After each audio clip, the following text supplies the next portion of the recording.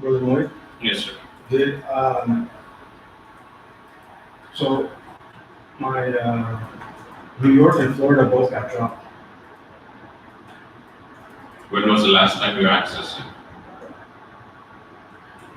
last week.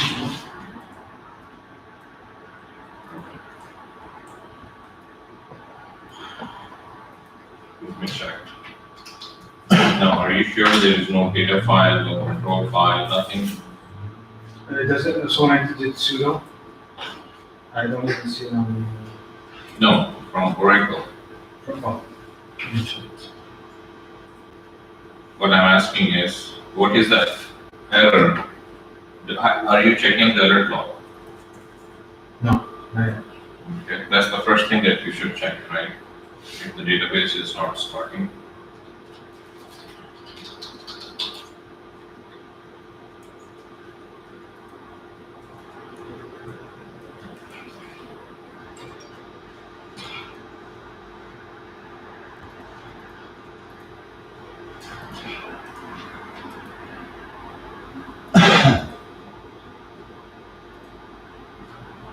So we're going to talk about the RMAN today.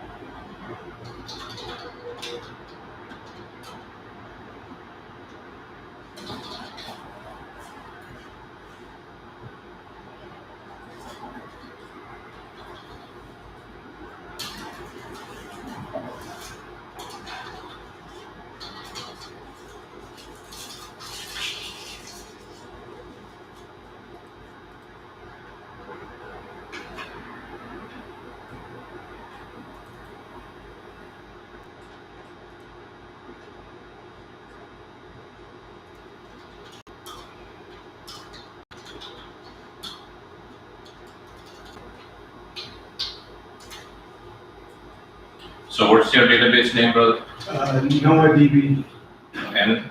NOAH.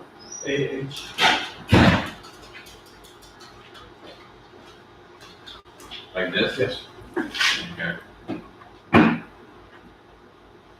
Remember I said, if you are a DBA, the very first thing you should check for any problem in the database is check the alert log. It should be as simple as that. So let's see what happens to your database.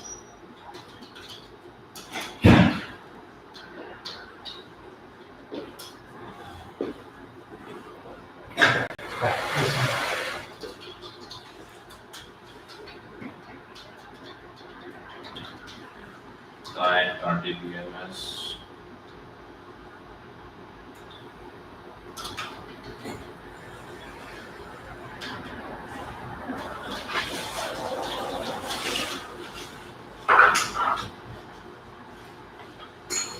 Okay, so this says startup.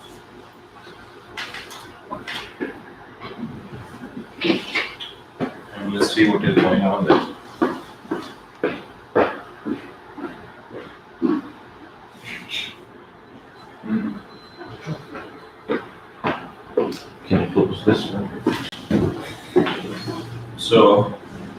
say that it is, there are no control files.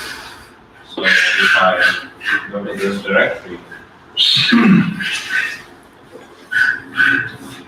there is nothing here. So unless,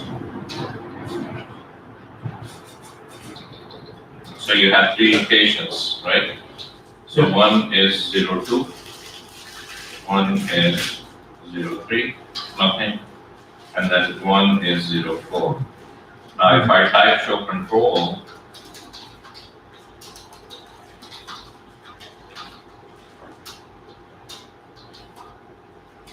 you have show parameter control.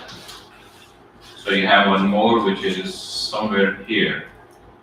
So 3 out of 4 are not available. So I'm going to look into this area.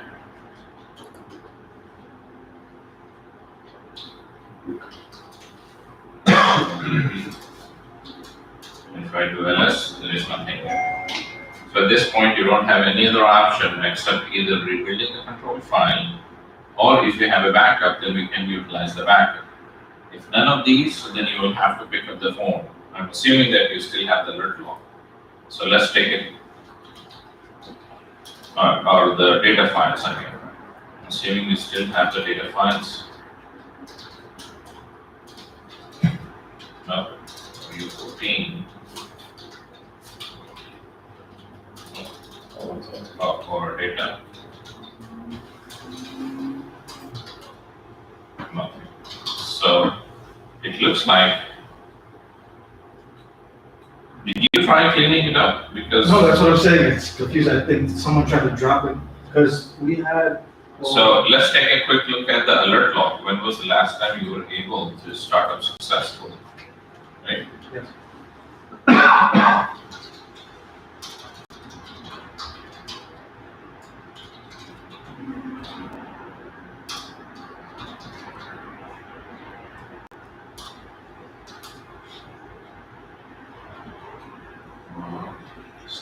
Starting. Okay. Starting Oracle, for instance.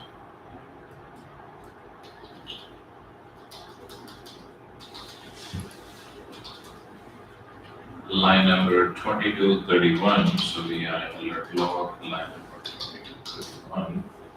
So that's, so this is 1028, which is, I guess this is today, right? Yes. Okay, so when was the last time? Before that, let's try 1477. Starting up, which is 923. Yeah. Wait, what is that that you're typing to see what the date was for that particular one? Copy. Which one? That's the line number. So I'm saying VI alert log plus this is the line I want to go to. Oh, okay.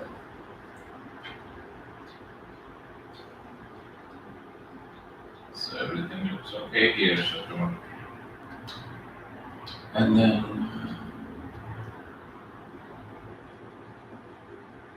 September 23, September 23. Right after, if you go down 2 lines, right here.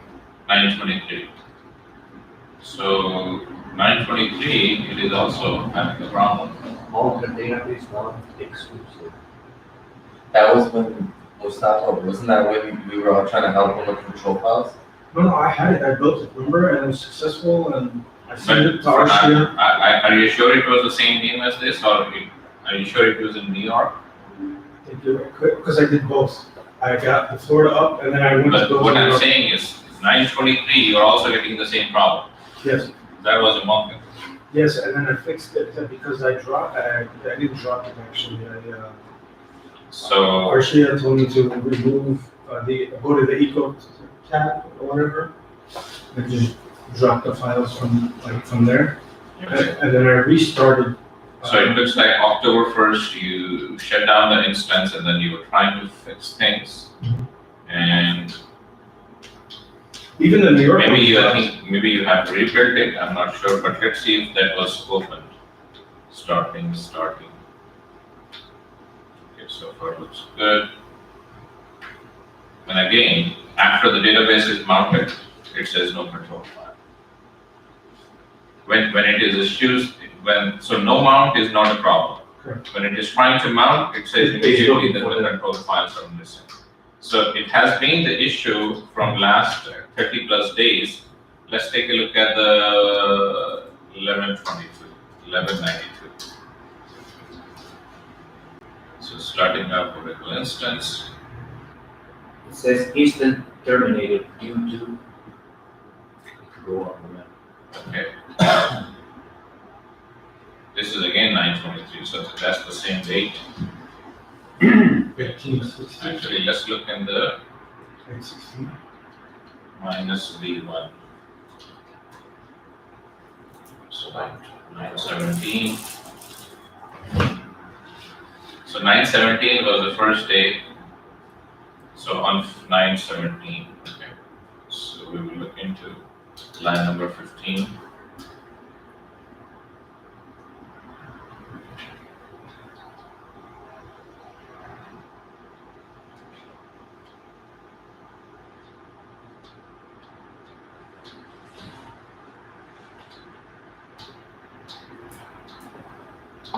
What could be my mistake that the control files are not there? Maybe it was never successfully created on this machine. Maybe you created in New York. Yeah, it's the same thing. So the very first time, also. So you basically, as per the alert log, you never had the database on this successfully. So it could be on the other machine, New York. So I was looked into the Florida. Okay. So do you see what I did? Yes, sir. So as a DBA, this is what you're supposed to do. So every time there is a problem starting up the database, the error could be thousands of the errors, but how do we know what is causing the database to shut down, right? Or not starting up? This is how you start troubleshooting. So I hope you have enough now. So you go to New York and then see the traces when it was successfully built and what day it was shut down. If there was a shutdown, what was the immediate error? All this has to be troubleshooted by the Okay. All right. I'm definitely look back onto this video as well. Sorry? I'm definitely gonna look back on the video as well. So you said if you don't have a backup of your control files, you said there's another way to rebuild them. Is that use like a trace file? Yeah. Or even without a trace file, you can still build them. So I think I have a document long time, maybe 10, 15 years ago I created.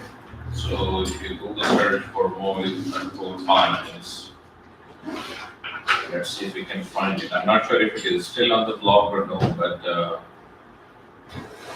yeah. So control files are lost and database is still up. If the database is still open, how do you rebuild the control files, right? So there is one here, and there are a few other. Oh, it looks like someone else has opened from my class notes. Okay.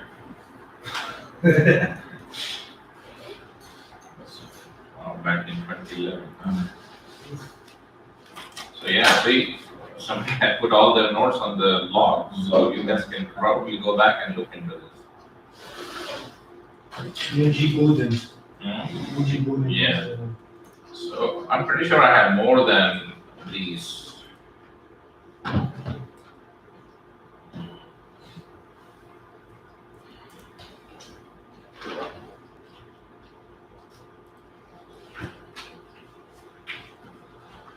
But the issue in the real environment, you don't have to go through this because you already have You already have a backup. backup. This will save you all this time Yeah. troubleshooting. But I mean, trust me, there are interviewers who like to ask you, hey, your database is still up, one of the control files is down, what do you do? Database is down, all the control files are lost, you have redo logs, you have archive logs, you have databases, data files, but you don't have any backup. How do you do that? So there is a way that you can also build a control file. So basically you use the create control file statement. I'm very sure I have a lot of documents on that. It's very interesting. Only RMAN notes, let's try that.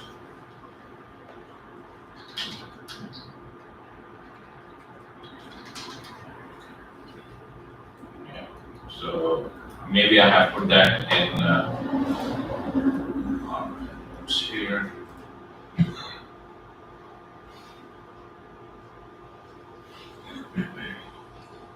If you have It says it, restore. if you, sorry? It says restore SP file validate. Yeah, so I'm gonna show you all that when we go to RMAN.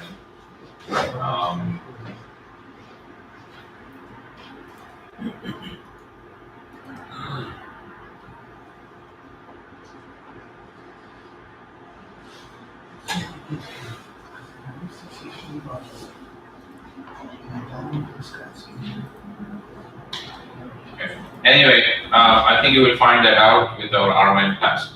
So the very first thing about the RMAN, okay? So RMAN is a tool, and this is another very famous interview question. What is the difference between a backup through the RMAN versus a backup through the archive log? Or sorry, backup through the export import data form. So the very simple answer to that is, with RMAN, you can roll forward all the changes. With data form, you cannot roll back the changes. So it was only up to a particular time in the data form, right? So if I take let's say if I take a backup or data pump. Now using the data pump, can I say I can still take a backup of the entire database? Why? Because it supports full equal to Y. Is that true? Yeah. So can I say that this is one type of backup? Yeah.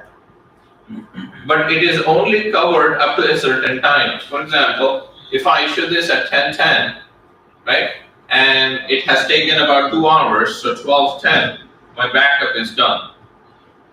So I can only have the changes up to this time. But any changes after, so let's say if I have 6 p.m. now, they're saying, hey, use this backup and then also apply all these changes that has occurred until 6 p.m. I cannot do that. I cannot roll forward the changes. With the RMAN, you can do the changes. So what do I mean by RMAN can make the changes in here? For example, Oracle says, hey, company XYZ, do you want to back up database? We'll say, of course, yeah, we want to have a backup because if anything goes wrong with our production server or business, we are running out, there is no business. So Oracle says, I have some backup recommendation.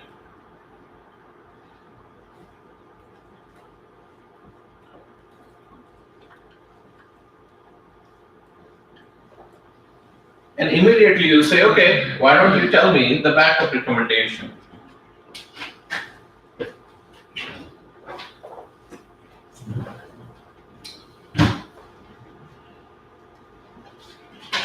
Hate when my markers, they don't do well.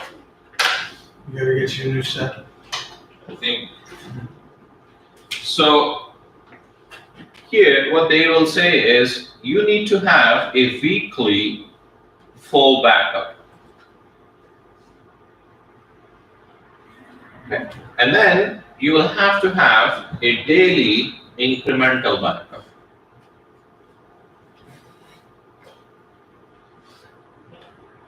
And then with at least one cumulative. This is all for the data files, right? And then along with that, it will say backup of archive logs.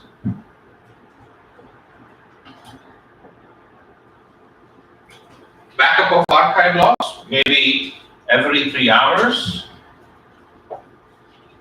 6 hours, 12 hours, 24 hours, whatever you think is good, take a backup of archive logs.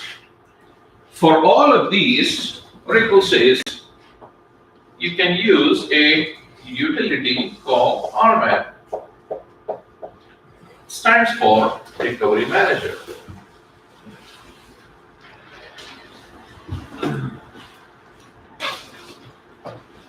And Recovery Manager is database wise. It's not on the entire system wide, right? Every database you will have to use the database. Every database you will have to have a separate RMAN schedule. For example, if I have a database A, I go with this schedule. This is Oracle recommendation. Of course, you can have your own different type of backup strategy, but this is the strategy that it will say. If you have another database B, then you will have to do the same thing for database B. If you have a database C, then you will have to again do the same thing for the database C.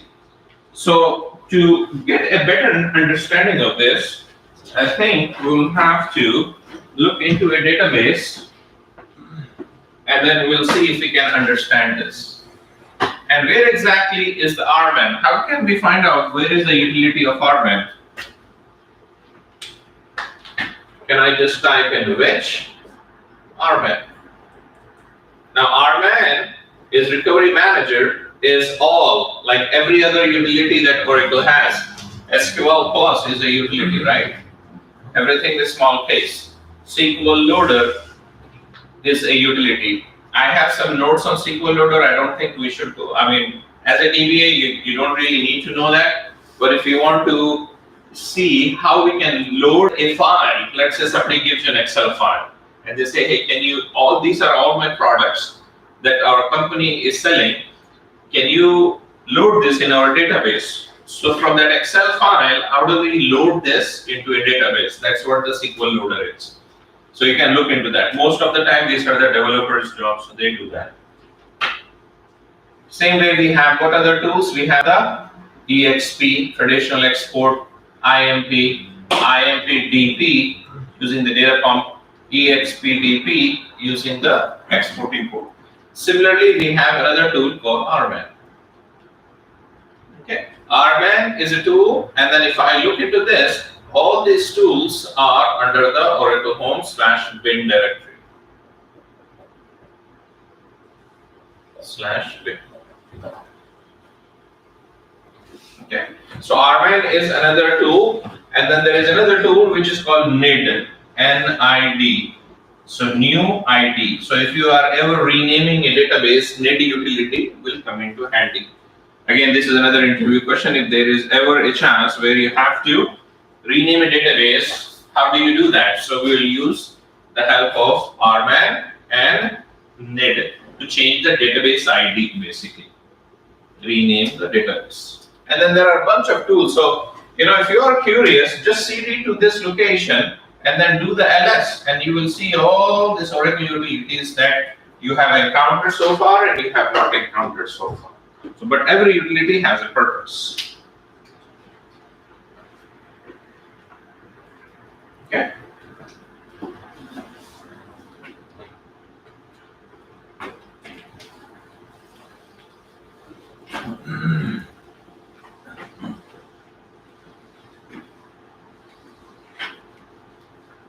So we go through a backup strategy of what Oracle is asking us to do. So let's say I just created the database. Okay. This database I have named AccountsDB. This is the database. So the very first few things that we already know, every database has a parameter called DB_name. The DB_name is the name of the database. Every database already has a parameter in the initialization parameter file, which is called instance name. Right? This instance name is again for AccountsDB. Same thing, we have a service name. Right? Service name we also have, which is the AccountsDB. Now there is something else, we are going to call this as a DB underscore unique underscore name. Now by default, it is also called the accounts DB.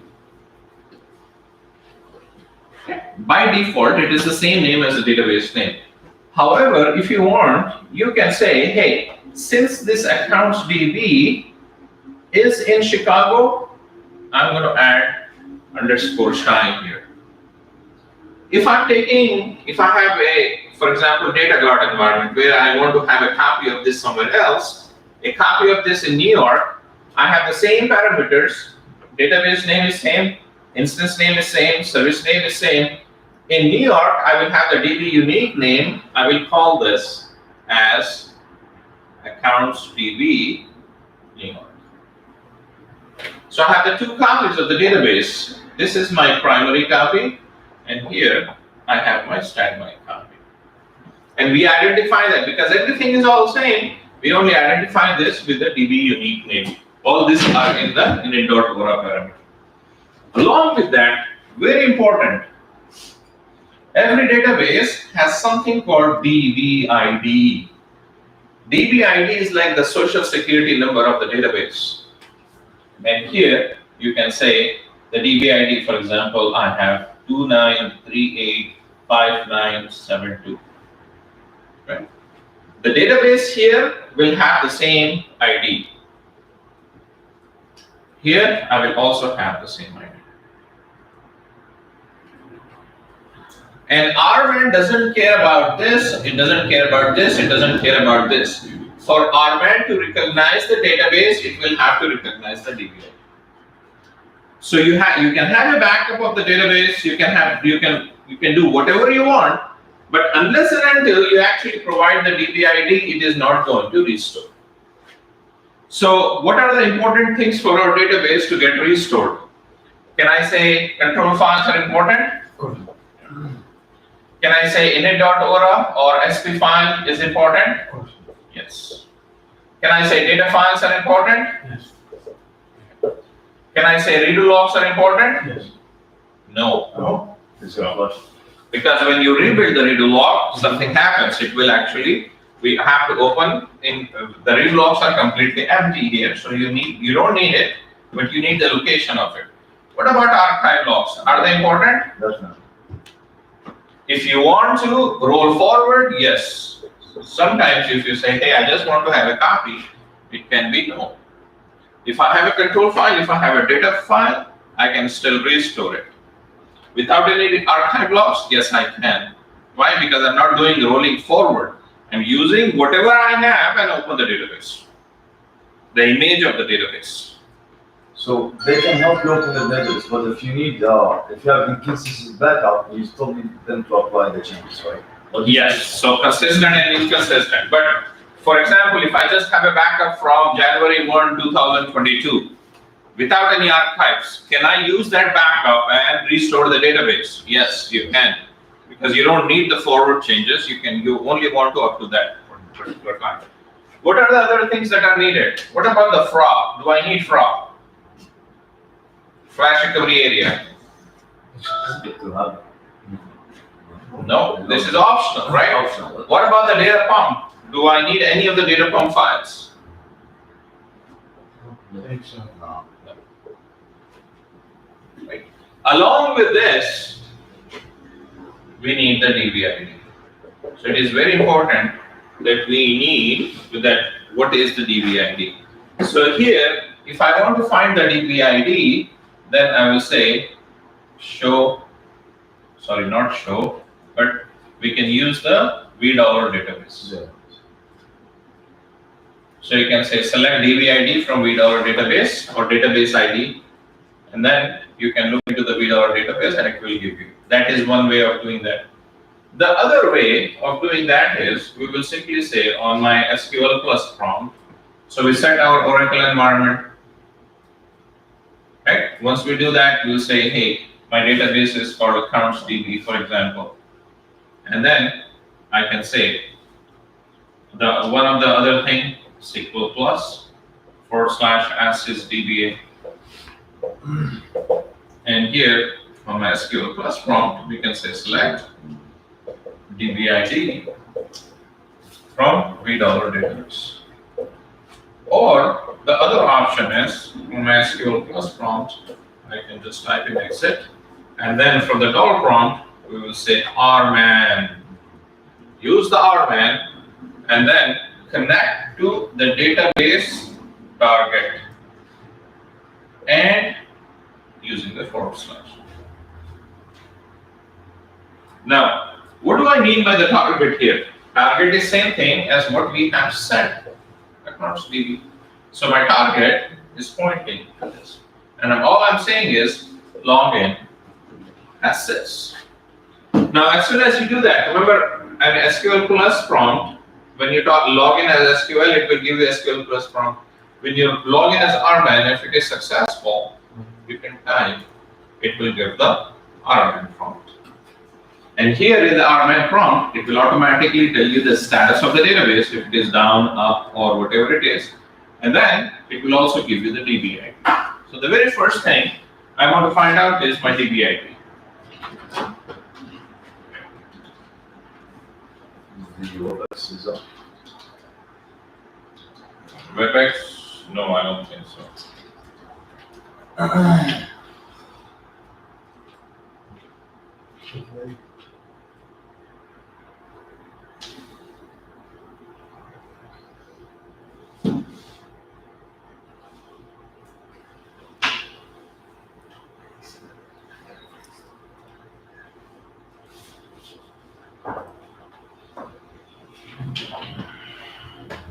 One second, I'll check.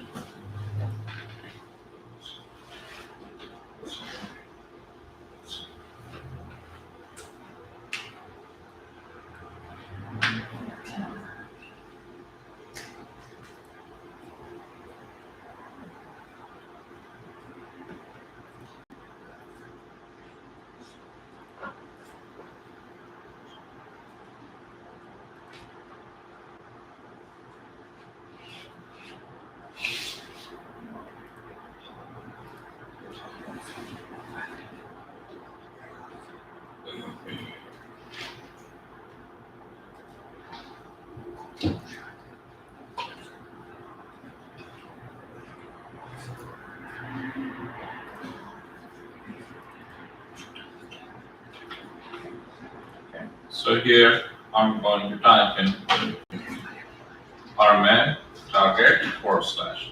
Now, as soon as you do that, there are a few other things that you can do, but I'm going to show you what is the most common way.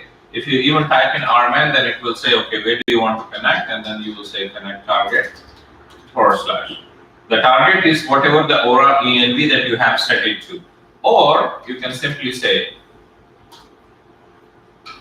you can do all this combined together and RMAN target /.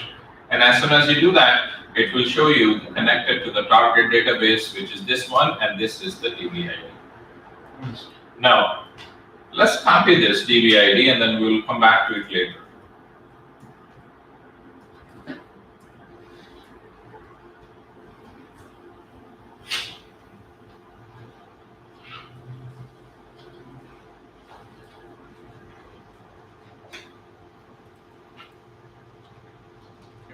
So how do we connect? We'll say RMAN target /. But before you do that, before you use the target, you will always have to use the .Aura ENV. Otherwise, it will not know what the target is. This is one way of doing it. The other way, you can also say RMAN, and then you hit enter, and then you say connect target /. Okay. So as you can see here, I'm going to copy paste this whole thing. But the main important thing that we want is a DBID. So DBID is already there. And then is there another way that I can look into the DBID?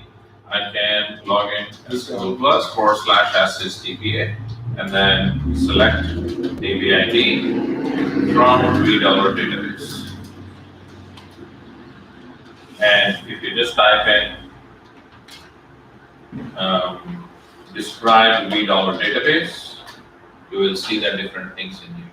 DBID, the name, when was it created, log mode, archive log mode or not archive log mode, what is the current status, is it open, is it mounted, not mounted, and it is the DBID here. There's first one up top. Yeah, so database ID. So will it show the only DBID that we're actually in? Yes, so every database has a different DB ID. So for example, this database has the database ID which is ending with 4114, right? So now if I do PS minus E grep themon, and for example, no DB, I know it is not up, but let's see if we can connect target / Okay, it has, oh, this is the problem. So, You got the same DBID as this one. Spin off. 5503411. No. I'm connecting to this one. Sorry. I thought you duplicated that. See how if we do anything like this, then it's still pointing to this one. Okay, so now our man. So it can set the environment for the proper Yeah. data. So show database ID, it is not giving you that. Okay, so let's try PS minus CX grep themon. Any other database which is up, batch 52 is up, so let's try that. And here, if I use the Harman target / again, I have a different database ID. Right, so Yes. again, it is a database wise, not the entire system wide database RMAN. So again, let's go back to batch 51. And we need to say RMAN target / Now, so are we clear on this one here? Right, I'm going to erase this now. Yeah. I have a question. So you ask us what's the difference between the XPDP versus RMAN, right? Isn't that does the logical and this does the physical backup? Yeah, right? yeah. That's another way of thinking of it. That's what the book described, but sometimes it is not easy to understand. The simplest way of thinking that is, it is a logical backup is through the data pump, and that data pump will only be able to restore what it has. It cannot roll forward. If you ask me, hey, this was created at 10 a.m., we have all the changes in archive logs, and from those archive logs, can you apply these changes? I can say no. And another question regarding the DB unique name, since the ID matches when it comes DB to unique name can be anything. right, but is that what you need to differentiate between the standby and primary? And when it comes Yeah, to we will the- talk about that during the data guard class. But the DB unique name is that's the whole purpose of having a DB unique name, because we can have for the same database you have different copies, right? So different copies can have different names, but the data is same, the DB ID is same.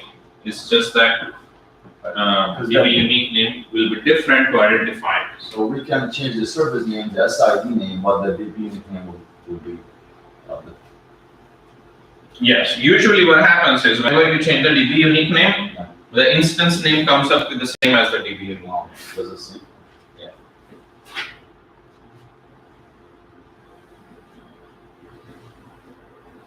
what if the instance, like for the DBID, like you just saw on mine, hypothetically, doesn't show you the DBID? It means it is not up. Okay. That's It is the not only able to find the control files. Otherwise, all these details are found in the control file. Like yours, he says, Yeah, no yeah. mounted. Sorry? Like when he's there, was in Yeah. no mounted. Yeah, it's the same case, right? So, the very first time, so let's say I created the database on January 1st, right? So the very first time I have to configure the RMAN saying that my backup should go here, this is the policy that you have to use, how many times the backups are there, all these different things. So the first time when you do this, you will have to say, show show all. Show all. The way we have for our database that we have the init.aura, right? Yes. For RMAN, the show all will list you everything that it needs to have a successful backup and the successful retention. When it should back up, what it should back up, is it data files, is it control file, is it SP file, is it archive blocks, all this has to be, it has to know that. And what is the physical location where it needs to back up. So if I type in show all here, it is giving me a bunch of these things in here. Now, by default, it looks like somebody has already changed this, but I'm going to look into another one, Aura ENV for batch update. Looks like somebody has changed that. So I'm going to log in where the RMAN is not touched. Now, if I type in show all, look at all of these here. Now, all of these has a meaning. Now, think of this as an initialization parameter for backup. This is the engine for our backups. Now, everything are default. If you start looking into this, this is a default value, this is a default. Everything that you are looking at here is default. So if I back up a database now, these are the values that it will use to back up. That's it. Where exactly? This could be another interview question. When you back up the database, and there are a lot of interviewers who will ask you this parameter. How can you find out the settings of your database through RMAN? All you have to say is show. Okay?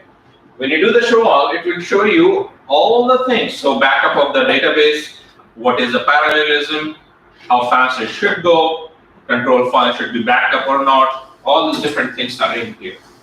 Database the backup should be encrypted, all these things are here. What is the default redundancy, retention, all this are here.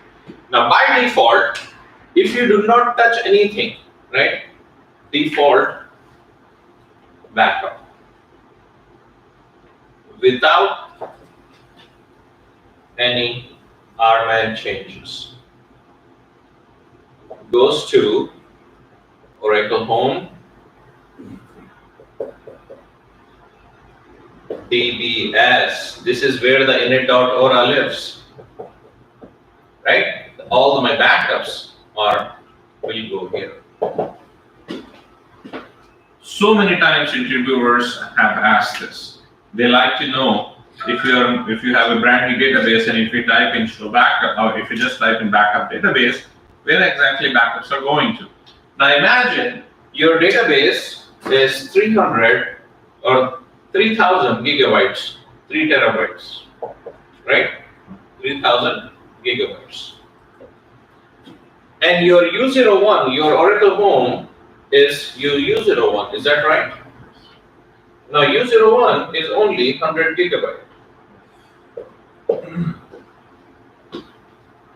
Within no time, you will fill up this space and your database will somehow crash. Backup fails. Backup can fail, I can always re-execute. But if it is still writing, let's say a control file company is writing to it, it is trying to create a trace file, but somehow now there is an interruption because your U01 is 100% full. So we have to know that we have to let it know that, hey, do not use the default settings. Unless and until my database, everything about the database is going to U01 and U01 has 10 terabytes of space, then do it. Otherwise, you are going to cause a blackout. Okay? So we have to change the default. Yeah, so I'm going to show you what are the default settings that we need to change. Okay? So this is very important. If there is no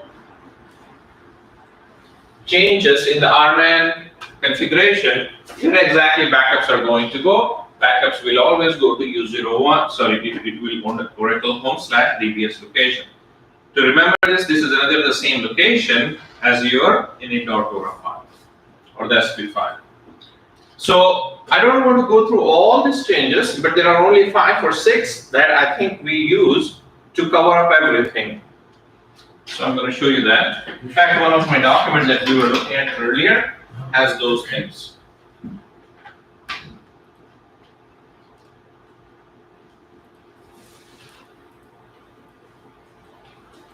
different time.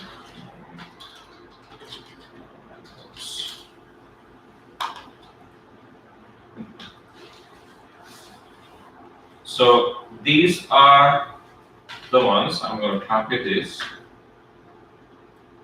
and we will put this in a notepad.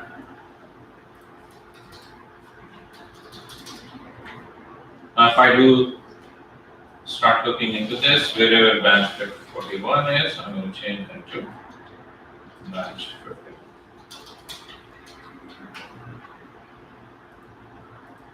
Now, if I do show all, this is one change, second change, third, fourth. So all these are different parameters. So 1, 2, 3, 4, 5, 6. I don't need these, and I don't need this. So these are the changes. So we'll talk about all these changes now before we take any back.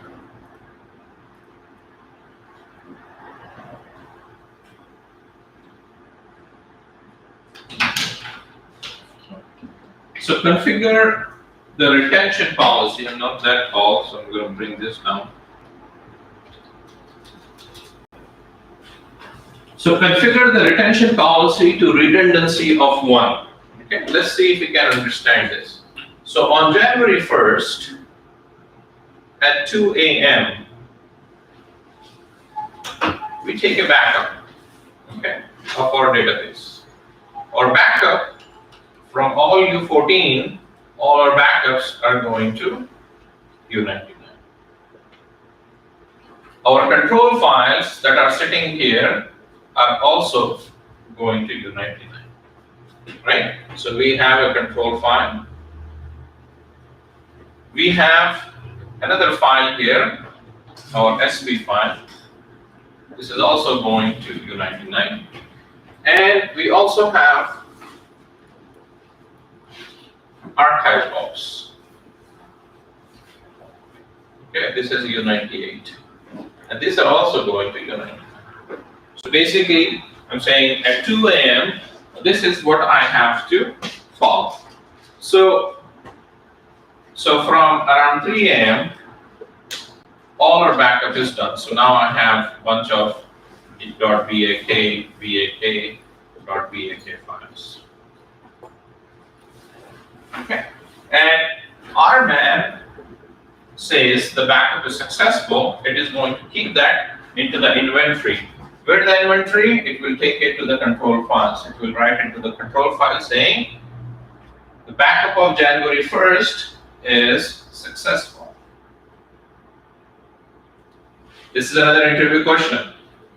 Where are all the backup information is kept? All the backup information is kept inside the control file. On January 2nd, they have the same thing. At 2 a.m., they have a full backup, and then this full backup runs at 3 a.m. until 3 a.m. Okay? And something has happened, and it has marked this as a failure.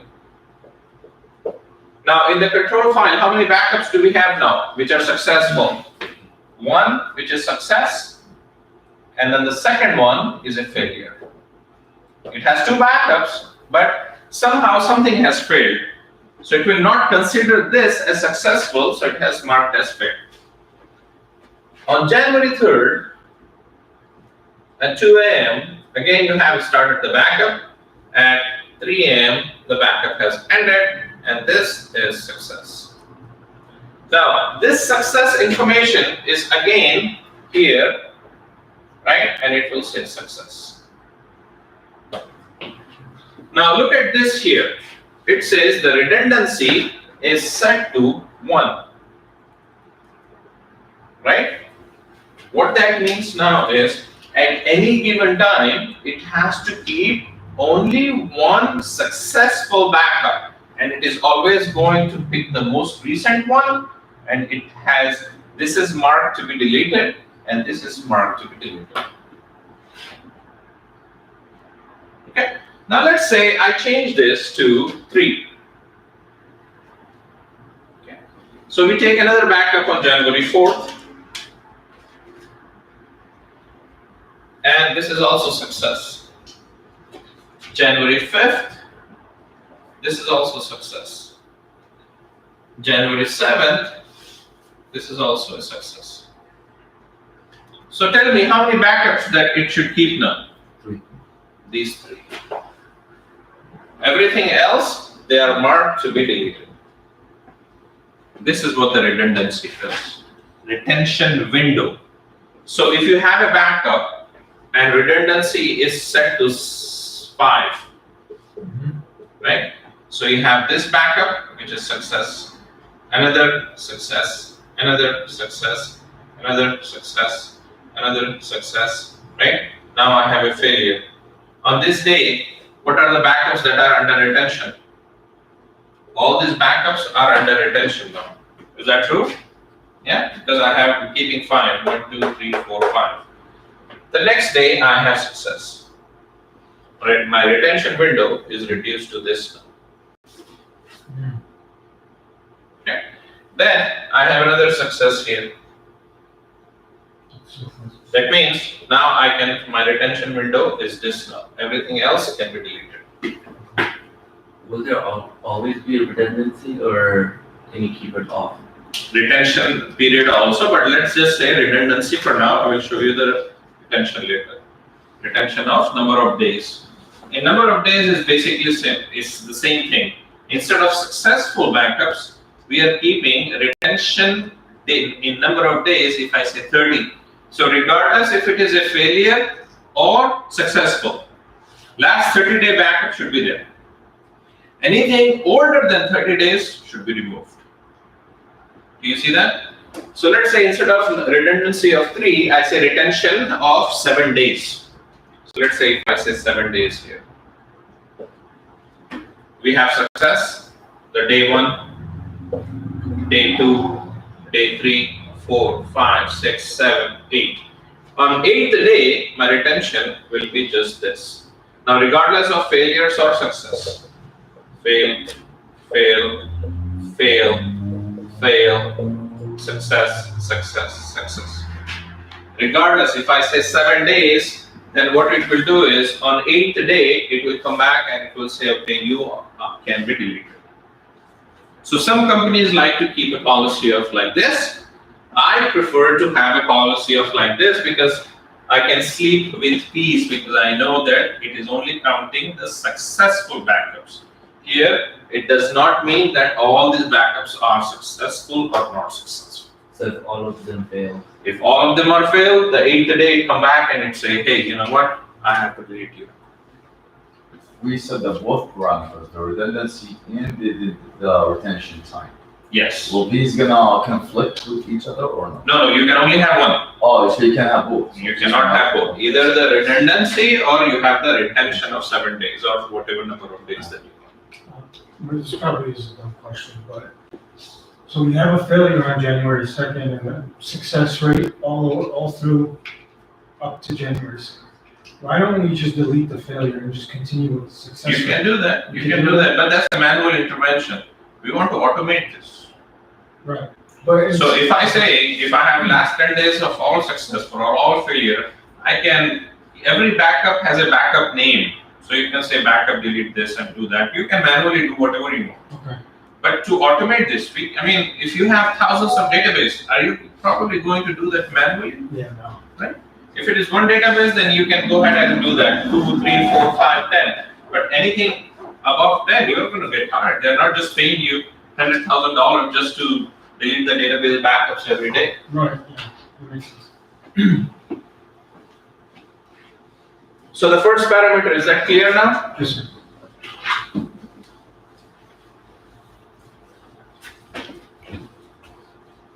Obviously, how much disk space you have, then you can choose Yeah. which the best. Exactly. So it all depends on the disk space as well. So if your backup is taking 1 terabyte every day, and you are saying, I want to keep the retention window of 30 days, that means now you have to have at least 30 terabytes. if let's assume they all are successful, then every day you are keeping 1 terabyte, that means 30 terabytes. So, sorry, go ahead. I'm sorry, I was gonna ask, this also depends on agreement with the customer with the retention policy and the time, right? Yeah. Now, configure the backup optimization on.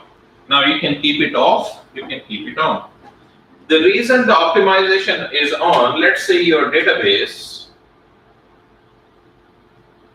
has one data file, the second data file, the third data file, the fourth data file, fifth table space has multiple data files. Let's say users. Right. The other system, sysocs, sysocs, temp, undo, all this has one data file. Users has 3 data files. Now you ask it to back up database on January 1st. Okay. So it will back up all these data files.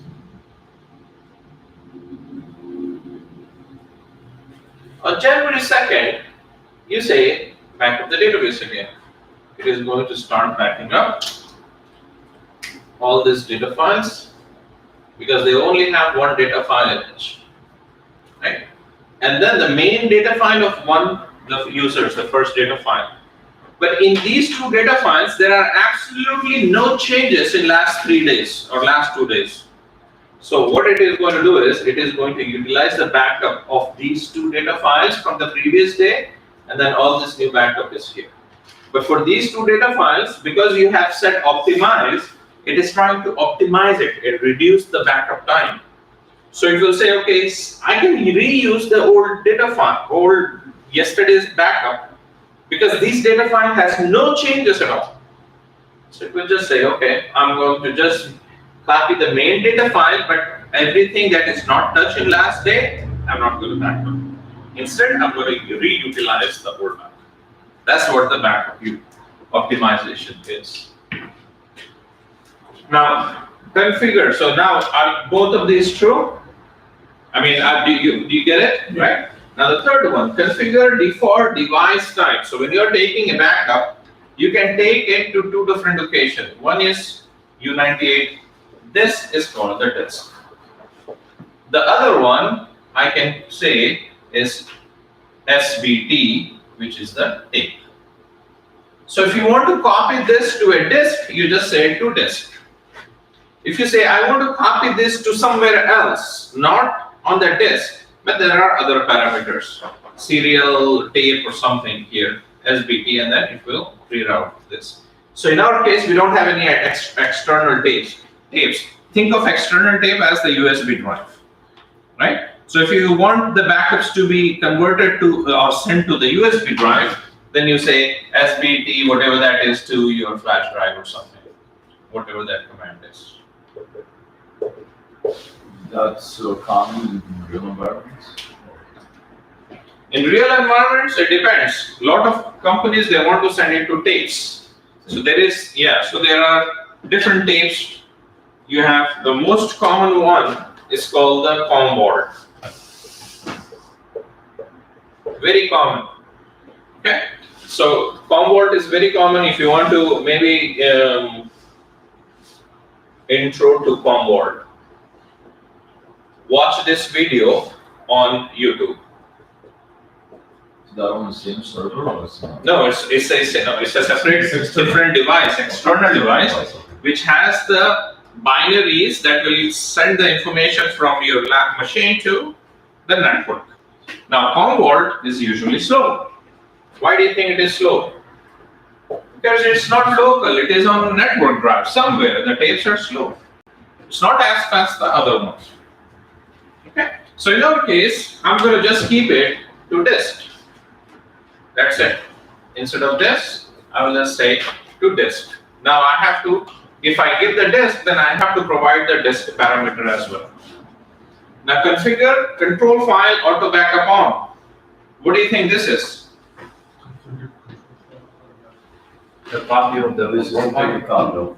I'm saying every backup should have, every time you alter anything, you alter a data file, okay, or you take a backup, anytime you are making any changes, the control file should automatically be backed up right away. Does that make sense? Yes. So we are ensuring that our control file is the most updated one at any given time. So are we clear with this parameter, this parameter, this parameter, this parameter? Now, I don't really need this parameter. The reason is I'm covering the same thing. I'm saying configure control file auto backup. Okay. So configure the control file. Auto backup. Automatically when you are backing this up, it should go to disk. And this location is this. And every time my control file is backing up, it will automatically back up the SP file. This is the default behavior. So here, you're saying, I am going to name this as control and SP file. This is user's name, user generated name, and %F is system generated name.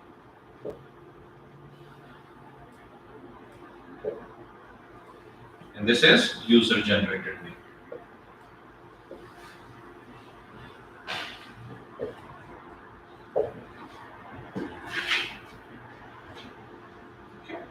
Since I am specifying the disk, my control file should go to this, my backups are going to this. You don't need it, but it is good to have to avoid any confusion. But do you see how we are doing the redundancy here? Yes, sir. You're saying configure control file. Okay, fine. Whenever there is an auto backup, send this to the disk, and disk is pointing to this mount, and I want the file to be named as control and SP file, because I know every time I back up control file, or SP file is automatically being backed up. So this is the user generated name to identify it. Otherwise, system generated name has something else. Now, system generated name is very unique. It will start with $C. What does the C stands for here? Control file. And then it will have today's date. And then it will also have the DBID automatically associated with it. .BAK. Remember, the DBID is very important. Correct. So what we are ensuring is every time you are auto backing the control file and you are sending it to this location, it will always have your user generated name. Even let's say a user does not want to have this, they will always have the C to identify that this is a control file, along with the database name, database date, and along with that, you will always have the DBID already there. So if you are backing up the database the way that Oracle wants you to back up, you will always have the DBID. And we will see that. So are we clear with this one now? Yes, sir. So, to have the abbreviation C instead of plus the date, right?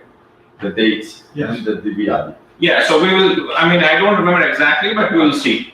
I think it has a DBID, it has a date, it has a database name, bunch of other parameters. So it will back it up to the control file. This is to tell which backup belongs to which date.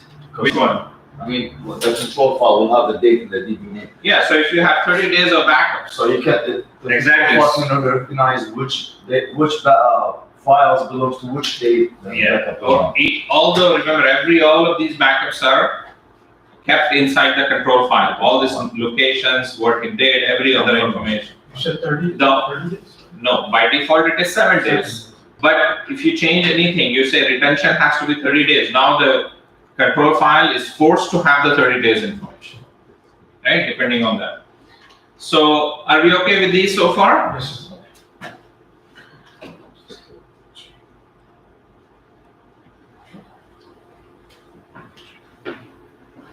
Oh, can I take it? Yeah.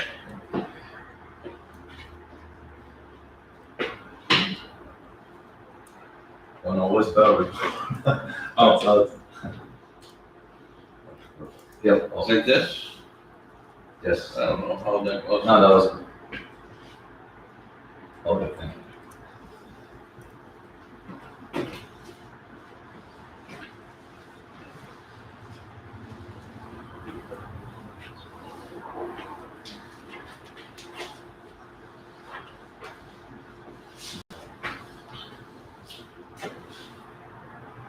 And with practical application, so somebody would tell you to, or recommend us to configure this. You are a DBA, you are supposed to recommend this. Okay. They are not recommending this. They will just say, hey, back up the database, that's it. And if there is a back time, they'll just say restore the database. Now, if you know when you are backing up, then you can restore. So here, now, again, there is a additional redundant parameter. Configure device to stack disk. So anytime that you are taking it on a disk, right, make sure you compress the backup set. So for example, if your database is 1 terabyte in size, when you compress it, it could be 300 gigs all compressed. So think of that as a backup in a zip format. Okay, and then when you are backing it up, only one process. So if one process is working this for 60 minutes, if I increase this to 4, then my backup will finish in 15 minutes. So one process for 1 hour. If you are going with 4 processes, it is 15 minutes.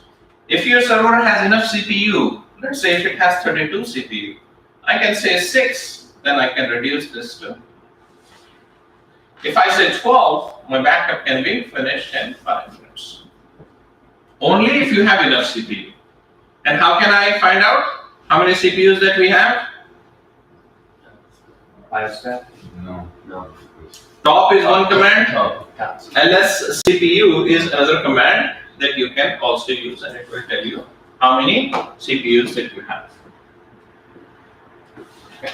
Now here we are saying configure channel devices tab disk to format, right? So here configure channel device tab disk format. So anything that apart from control file, whenever you are backing it up, send to this location. Along with that, I want you to, since for this example I'm using the full backup, I'm just going to use the full here. And then this, I believe, is the database name. %T here, I believe, is the timestamp. And U here is the unique identifier. Because if I have 16 channels working together, they cannot just write into one file. They have to open 16 different unique names, right? And everything else should end with back. And max piece size. Max piece size is how big the data file or how big the backup set. When you are compressing it, how big the backup sets can grow. For our database, because our database is small, let's say 100 megabyte. We can change this to 2 gigabyte. Transfer is easy. If you want to transfer from Chicago to New York, then one piece is 2 gigabyte. Instead of 2 terabyte of one big giant piece, it's easier for me to go with a smaller size. It's very common to go with 2, 4, 8, 16, 32. Now, earlier databases, earlier operating system like Windows 2003, Windows 2008, and also the Linux 4, they had the limit of transfer files of 2 gigabyte. But these days, 64 is very common.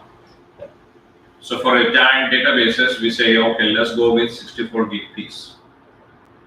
Okay.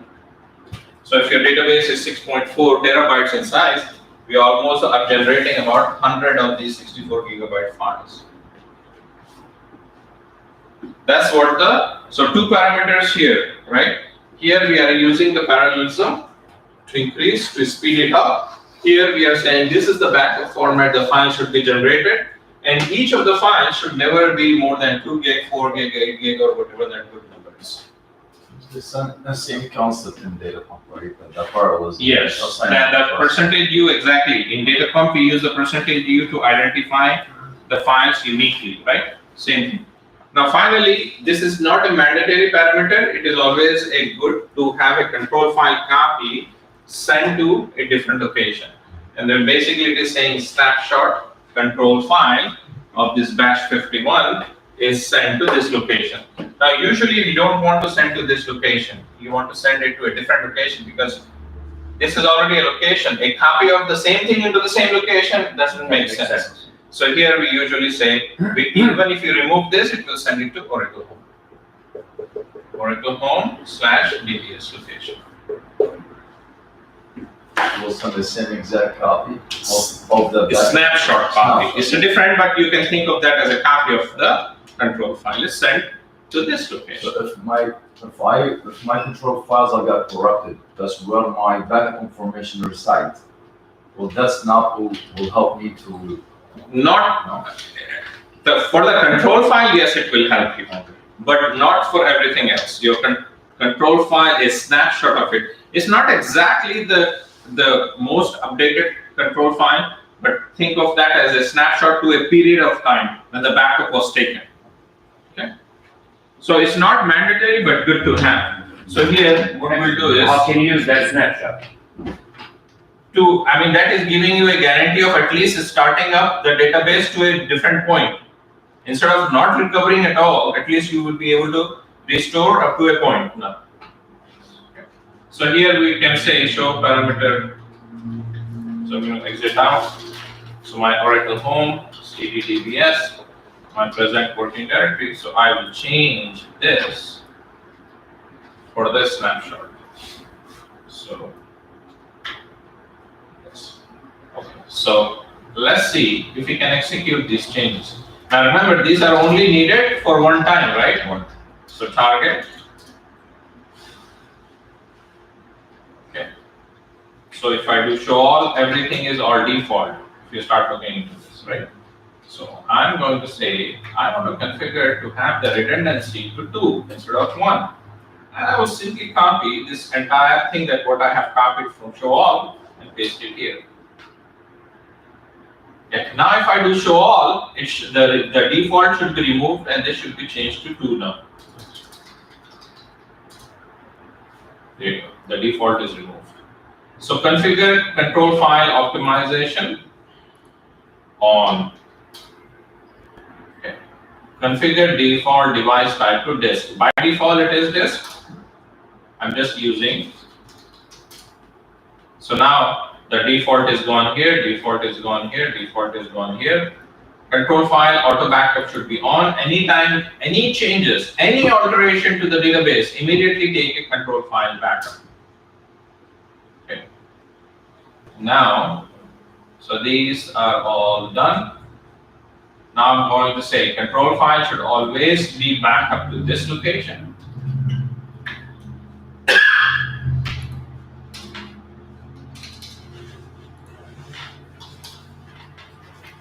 Let's see, show all. Now I have the control files are going to here. Then the next one that we have is, we will say ls CPU. Let's find out what is the CPU.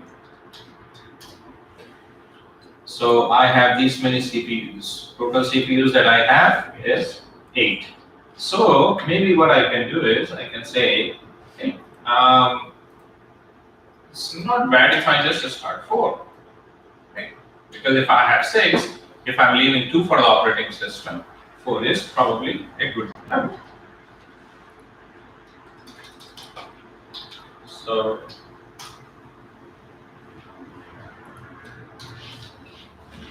okay, now let's do show all again. This is set with this. Now, the next one is all my backups. And max piece is 100 megabyte. Okay, that's fine. Okay, and the snapshot should go here. Okay, now let's do show all. These are the settings. So my first time configuration. Now Arman, if I say, hey Arman, take a backup, it knows exactly where the backup of control file should go to, what is my retention period, how often that I want to keep it, and we just have to schedule this. We will talk about this scheduling it later. I have a document online, you can look into it. And it is going to disk, it is going to this format, it's going to this location, this format. D is for database name, T timestamp, unique identifier. and backup is not more than 100 megabyte. Once a channel says 100 megabyte is done, then it should start creating a newer one. And everything else, I'm just keeping it to local. So configure RMAN output. So whatever that you are logging in, whatever you are doing, always Oracle keeps a output into the control file. So by default, it is set to 7 days. If I want to have that saved for last, I want to save this for 100 days, then I will just change it to 100 days. That means even though it is the backups retention, it is outside of the retention, if I want to go back and look into just the output of the log file, I should still be able to do that. Would it be in our best interest to leave it at 7 days or raise the? I think usually default is good enough. Okay. And again, it depends on your company's policy. If your company policy say, hey, we want to keep this on the disk is usually, so remember, if I send it directly to the tapes, it is very slow. But if I take the backups onto the disk, and then later on, I want the storage admins to do whatever they want. Take a copy, pull this from the disk to the storage. They have to worry about it. I don't.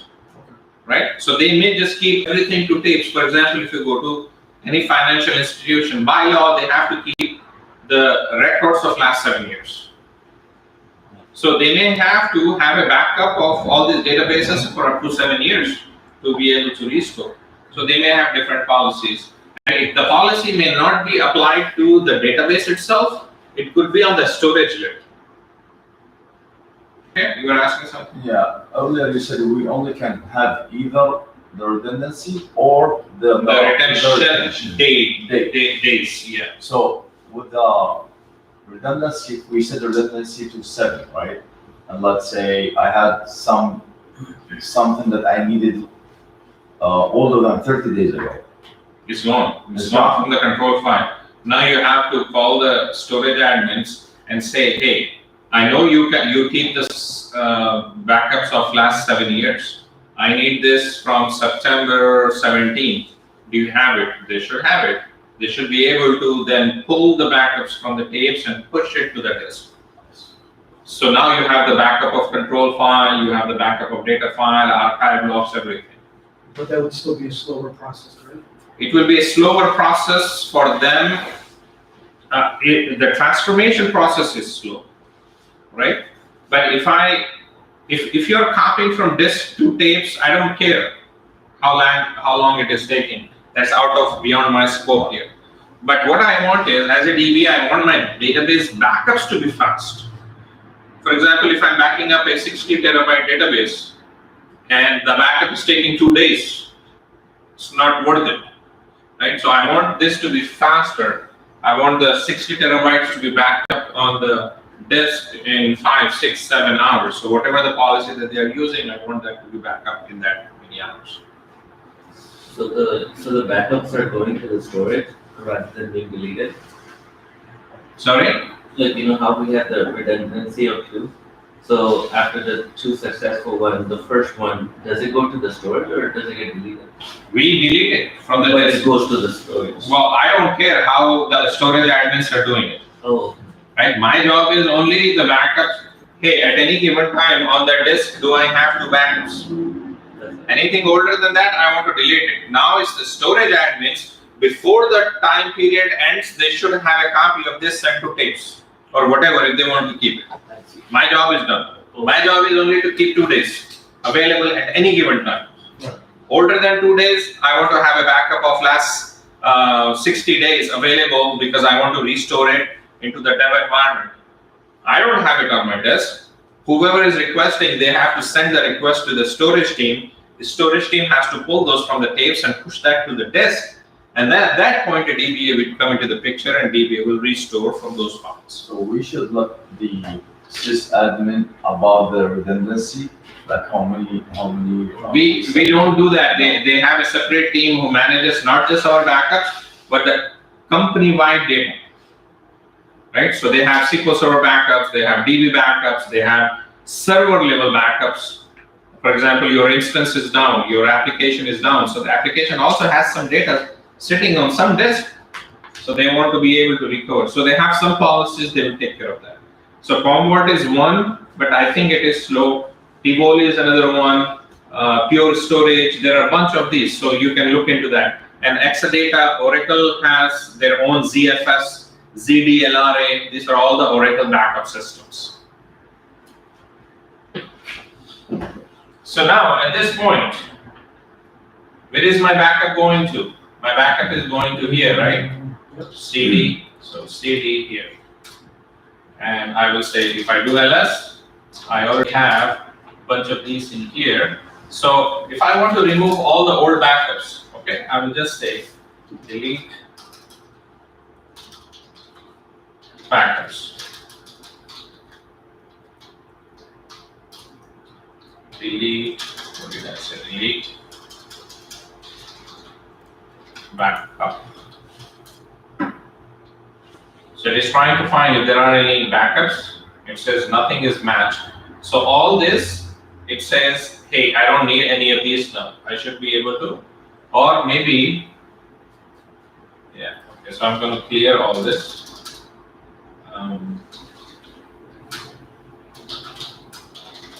Now if I do present working directory and if I do ls minus ltr, there is nothing here. So I'm going to say watch minus n every 3 seconds, do present working directory, ls minus ltr, ls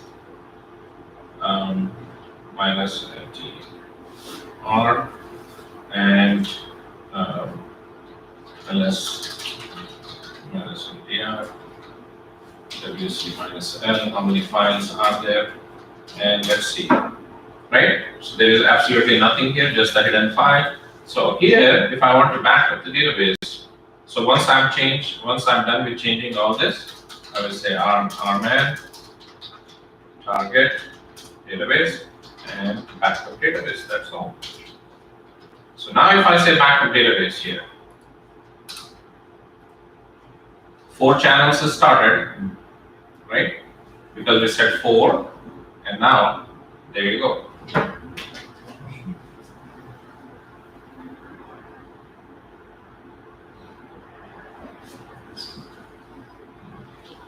So RMAN is fairly simple, right? So all you have to back up a database, you say backup database. To delete a backup, you say delete backup. So there are similar commands, and then we will start looking into it. So you will delete from inside. So right now, if you start looking into this, the control file is not being backed up. Once it says, the last thing that it will do is the control file backup. Usually the RMAN, and this is another sequence that interviewer may ask when they're talking about RMAN. In what sequence the database backup, RMAN backs up the database components.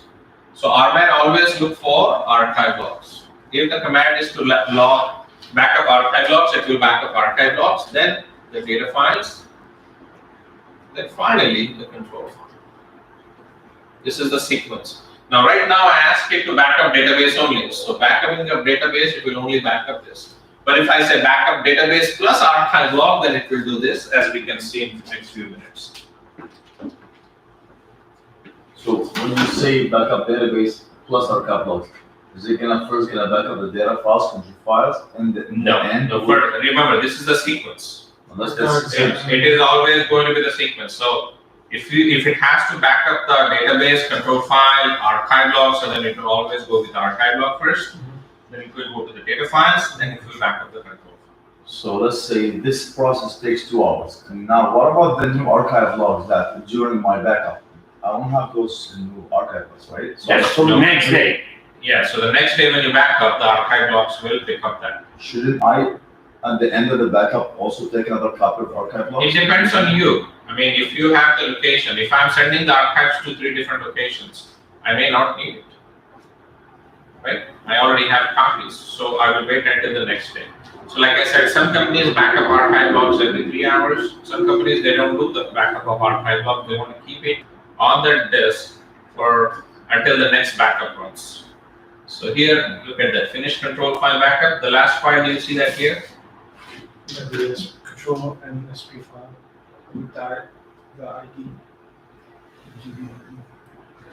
And batch 51, where is the DB ID? So here, this is Did we back up? It's the 365644. No, we backed up 52. This is wrong. 52? Yeah, that's why I have a different DBID. That's the DBA. So now I have to go back and change it. All this.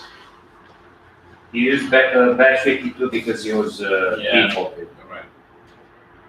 Somebody has already backed it up, so that's why, right? Correct. I will make these changes.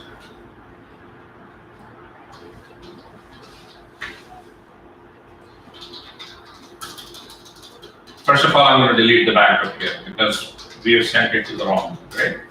Can you go into the location of the backups and just delete the backups manually, or you go into No. RNet? Every time you're using RMAN, don't do any manual work. Anything that you do manually, control file is not being updated. Okay. Right? If you use the RM command, if you use the MV command, RMAN is not notified. So to move the backups, to remove the backups, to add the backups, whatever you are doing, it has to be done through the RMAN only. That's why I'm not using the RM command to remove it here. I'm just going to say delete backup. Now, instead of delete backup, what I can do is, if I say delete backup, it will prompt me. Look at this. Do you want to delete this backup? I say no. Now, what the other command that what we can use is, we can say, hey, delete backup, or we can say delete no prompt backup. If I say no prompt, because if I'm writing this in a script, we don't want the script to wait for a human response, right? So you want to make it automated. Now, if you look at here, everything is gone. So I'm going to go back and fix the changes for batch 51 to batch 52. I think these are the only two, or no? We like to delete some and leave some. Is there a way we can specify which to delete and which to keep? We can do that as well. So here I'm going to use the show all.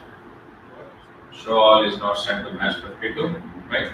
So we come back here and then we say no. So again, we batch 51. So target // show all. So that parallelism, we change it to 4.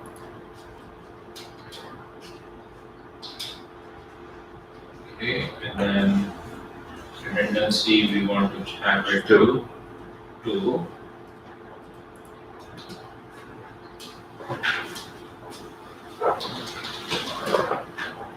So this says we want to have 100 megabytes.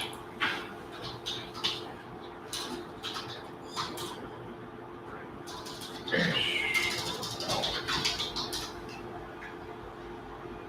Anything else that we want? We want to change this to snap. Okay, that's okay. So everything looks good. So now this time what I'm going to do is I'm going to see if I use backup database plus archive log. Okay. So how many archive logs that we have? So I'm going to exit out from here. Show parameter log archive test _1. And my location here is this. Okay, so let's see ls minus -npr this. So many archives that it has to back up, right? So to be precise, we'll say uc minus -l 3,239 archives have to be backed up, and if I do, it's almost 3 gigabyte, right? Du minus sh, this 45 gigabyte just in this. Let's say if I use backup database plus archive log, right? Do we have enough space on that one?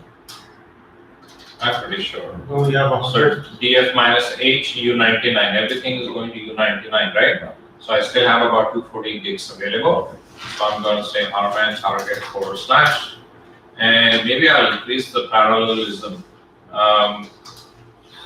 I'm going to shut down the other databases for a few minutes. PS minus A grep on to make things faster. So L minus 9.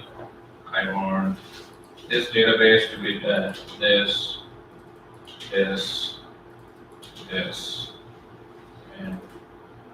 this database, this database. So now if I do PS minus A of grepimon, I only have batch 51 and 52. I'm going to say, since we have how many CPUs? So if I say stop and 1, I have 8 CPUs, right? So maybe I can increase this to make things faster to 6. Armand target / show all. So in this case, I'm going to increase this to 6. And how big our database is, for example.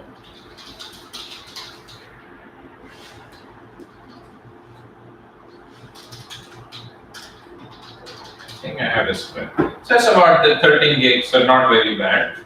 And plus, most of the space is probably just empty space, so it will compress it. So here we'll say backup. Of course. No, I'm going to look into that. Ls minus LTR. Too many files is going to generate. I'm just going to say word count. And then we will also use the du command, right? Du and also du minus sh. There you go. Right now, what is wrong? Did I miss anything? Is it working? Is it this is colon after the view? D. Okay. So now I'm going to say backup database plus archive log. Now you can do this. You can also do this. Backup database plus archive log, delete all input. What that means is once the archive logs are deleted, once our archive logs are backed up, delete this as well. So maybe what we can do here is we can also say du minus sh 298 batch 31 archive. Right now, I thought it was 445 gigs, right? Was that from That was the backup? I think that was on mine. the one that we just checked? That was definitely mine. And you went back to batch 50. Yeah, so U99. Okay, I did that U99, not U90. U99. So here I can say backup database plus archive log, delete all input. So if I do that, basically what we're saying is once the backup is all successful, archive logs are successful, then just delete the archive logs. So let's see if I can do this with 6 channels. So you want to free up the space in the unit. Free up the space. Once the backups are done of archive logs, why do I keep 46 of gigabytes reserved for this database? The DB size you checked earlier was 13 gigabyte. That was the batch 51 database. Yeah, size. because remember something went wrong with the database and Arshia has to recreate it. That's why the database size is not It that. was not 52. The other thing. Yeah, My question was, Arman will take a block, Block by block. block, right? So it's not like 13 gigabyte. I'm sure the backup size should be smaller than that. yes, because we are using compressed, Some parts. right? So now it is going up. So right now I have 7 files equal to 98 megabyte, 100 megabyte. They're going to pick up. So the archive logs are being backed up right now. Go to the data. So at the end, it's gonna delete the archive? It should, yeah. So where it says 45 gig, I think we will see almost like less than 100 megabyte or so.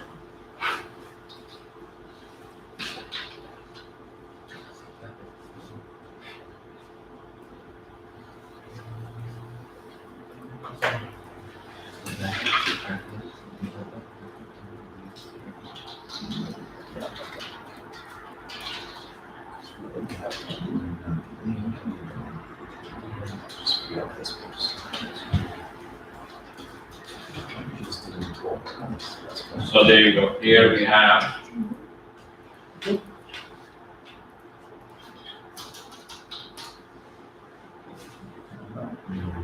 none of them are more than, I think we put 100 megabytes, right? Yes. Each one. So none of these should go more than 100 megabytes. Is it supposed to be 50? That's why you changed to 50. 100. It 100? was 15 we changed from.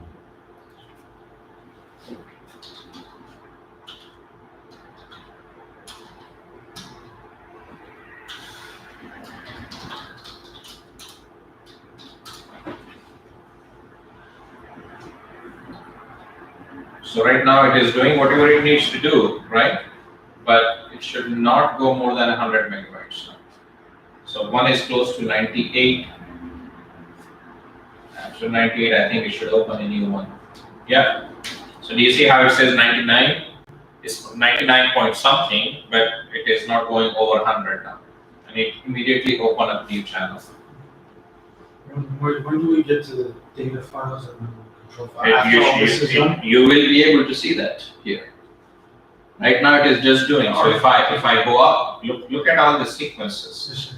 So it is saying that I'm backing up because you have asked me to back up the archive logs. Right. I'm starting everything from sequence 1, All right, the way to where- and all the way up to whatever that was. Is the archive log sequence? These are the archive log numbers, yeah. So if I go to this location, for example,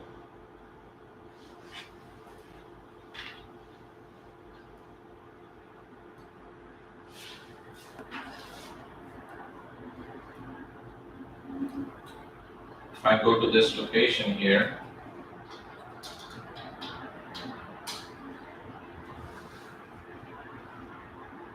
CD 299 batch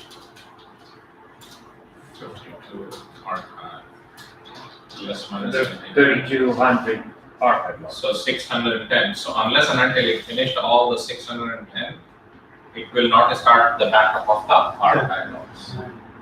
I'm a little confused. It's in the bottom window, this is for U99, that's for the backup skeleton, correct? Yeah, Okay, in the top one, to check the archive sequence are being backed up, and is it in U98? oh, this is U51. No, yeah, U51. Right? So now here, if I do this, so 469 is the last one that it should back up.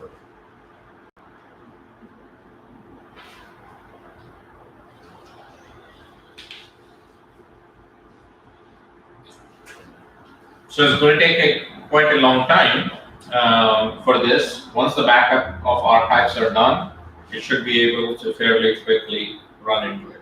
And since we have 6 parallel processes, I think it should be fairly quick. What would be the best practice for us to consistently do this? Do this on your own AWS server. Do not do this on here because if I'm running out of space, see, you just saw that I just killed the databases, right? So if you're doing something, I might just end up killing your databases. So the best is if you practice all this on your Amazon server, take a backup, play it out with the retention, the restore, and we will cover the restore part and everything. We will restore from Chicago to New York now, and then we'll see how it goes. Florida to New York. So, with this type of backup, can I use that to clone the DB? Yes. With this type of backup, Yes, right? RMAN has something called RMAN duplicate database. Right. Yeah, so we can use RMAN, just the regular RMAN commands, or the enhanced level of RMAN, which is RMAN duplicate database. You connect to the target, you connect to the auxiliary, and then you have the network set up, and then you start pushing all the backups directly from the source to the destination. Okay. I have another desktop at home that's 1 terabyte in size. I installed VirtualBox, and what I'm trying to do is to clone my MJDB from the New York server to my physical. So I would suggest take a backup first on your from your source, SCP those backups to your destination, Right. and then once their destination it will be very slow because you have external disk and then you're downloading at your home. So where is the source again? The source Is my server? I have, so the source is your server from New York. My Yeah, so database- my server has a uploading speed very slow, downloading is fast. Okay. So from uploading is going to be very slow. How big are the backups? My database, this is like 30 GB. 30 gigabyte? Yes.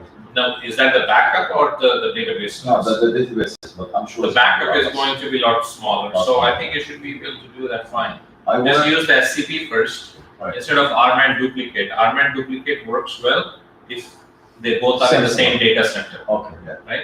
But if they are different, then that may not work. So you have to rely on RMAN backups. Right. I'm trying to perform the same activity on my AWS and on my local one. AWS has both upload and download fairly fast, so you should be able to do Your NY server, this is not physical, right? This is, that. Oh, these are all physical these servers. are physical servers? Mhm.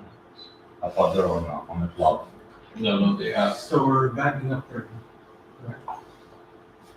Yeah, it's, Yeah, right now they're all backing up the archive logs. 469. So right now it is up to 1.3 gigabyte that has already been backed up. Total number of files are 18. And, it's gonna take a while. Yeah, it's Sorry? gonna take a while. Yeah. No, I think it's close now. Oh, yeah, 150. But it's going pretty fast, right? So less than a second now. I have a question. Will be taking the topic regarding the recovery catalog? No, we are not going to talk about the recovery catalog.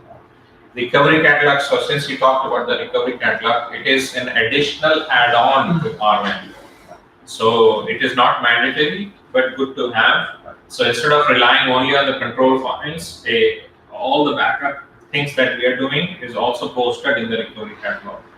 And recovery catalog is good when you have hundreds and thousands of databases, because think of recovery catalog as its own database, which is keeping the record of all those 1,000 database SCN numbers, current SCN, when was the last backup, what was the retention, all the databases, DB ID, and so on. And last question regarding the recovery catalog. I have a document online if you want to I see. will check. What is your question? No, should I have another user to manage the recovery catalog, or can I use the sys user? Usually we have RCAT.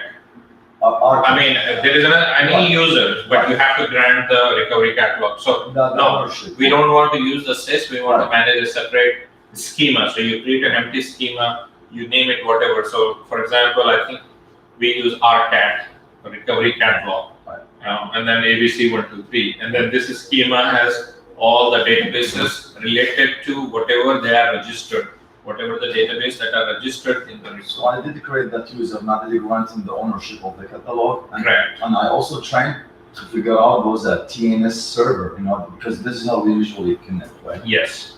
So every database, so if you have 1,000 servers, 1,000 databases, every database server has one TNS names.ora file. So the TNS names.ora file has to be updated. Right. Now, Oracle has its own product.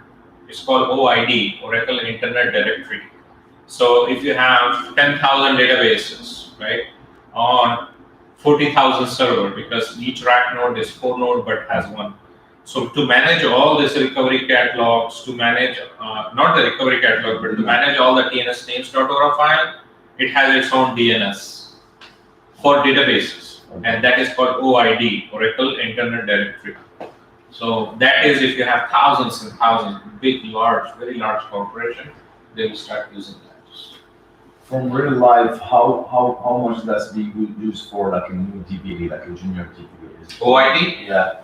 OID out of every, I will say, every 25 positions, they usually we see one. Yeah.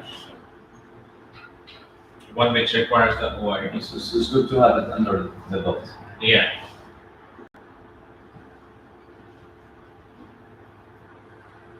Right, so do you see any of them went over 100?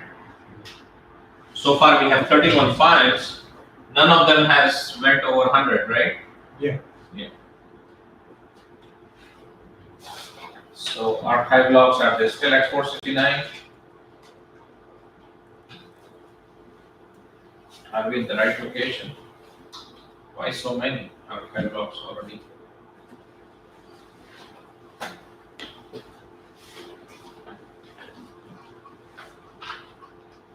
Why so many archive logs now?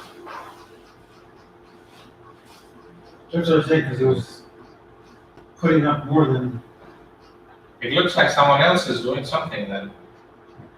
Somebody is adding more archive logs. Oh, but these are old ones. But they're gonna be deleted at the end of the backup? Yes, but why, I mean, last time we saw it, I mean, are we in the right location? Yeah. It was 469, right? Yes. correct? Should go up. What if- what if- That was in U98. What if it was because you're Oh. backing up on, yeah, U98? Was that with you, right? Oh, okay, that makes sense.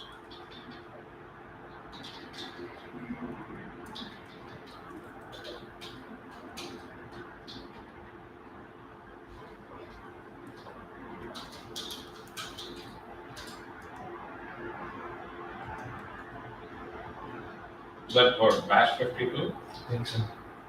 or was that U96? No, it was U98 and batch 52. I think we did just one.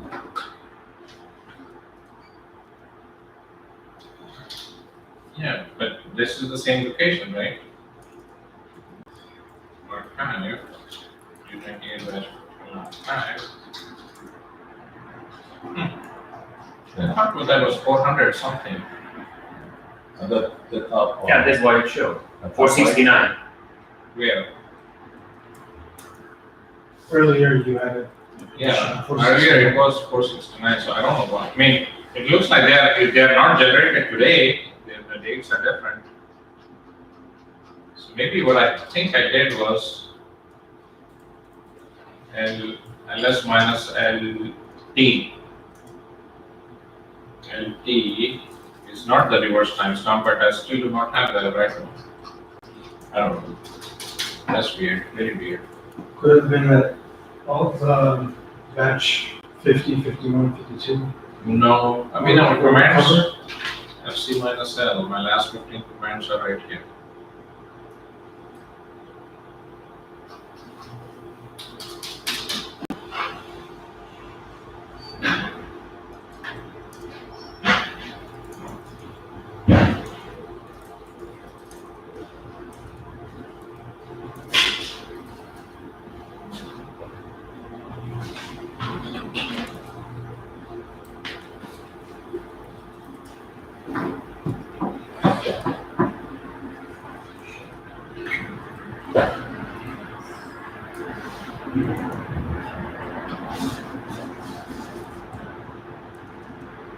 So far 2.4 gigs. They're all compressed. I only have 39 files. 38.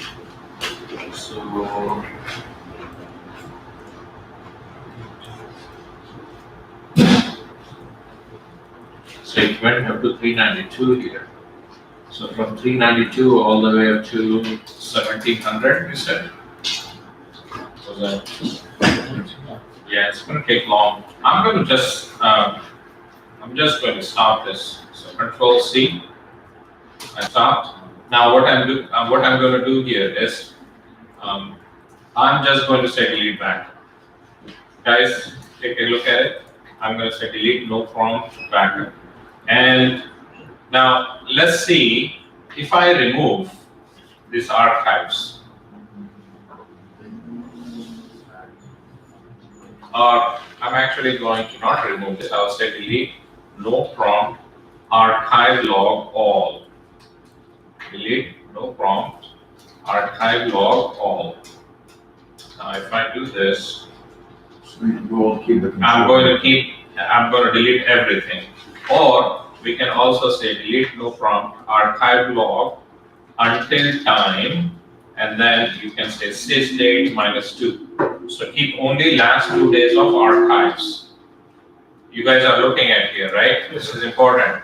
Sometimes you will say, hey, I have last 3 years of archives sitting here in dev environment, I want to clean. They may say, oh, just don't delete the last 2 days of archives. So instead of all, we will say until time, and then you put sys date -2. So let's see if it will only keep. So ls minus -ltr here. And I will say grep -e October. Today is October 28th. October 17, October 27, and October 28. What am I doing wrong? Okay, maybe I think I need double quotation. Plus minus. Yeah. October 17 and 18. Something is not right, guys. Because it should have. Alright. Something is not. It looks like someone else is doing while we are working on this. If you are one of those person, please do not do it. You can work on your own database. You just killed all the session. You killed it at the beginning. No, he killed the No, I'm database. saying He killed the user. if any of you or somebody who is working from home, if they are working what I'm doing in the same database, batch 51, not your database. Okay. So, and we are observing these changes that are happening, right? The numbers are skipping. So now I have all this. We went from 469 to 2,470. Yeah. So anyway, I'm going to see if I can delete everything. Nothing matches. Okay, so here I'm just going to use this command. It could have been done by now if Yeah. Yeah. So who else is online? I get you. maybe you can trace and see what is happening. Trace, or I can simply stop all the connections from students group. Watch only. Okay, so who? Maybe follow the.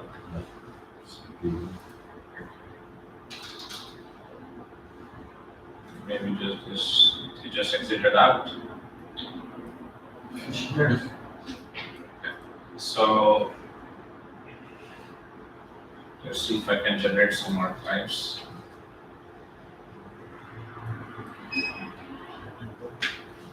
So delete backup now.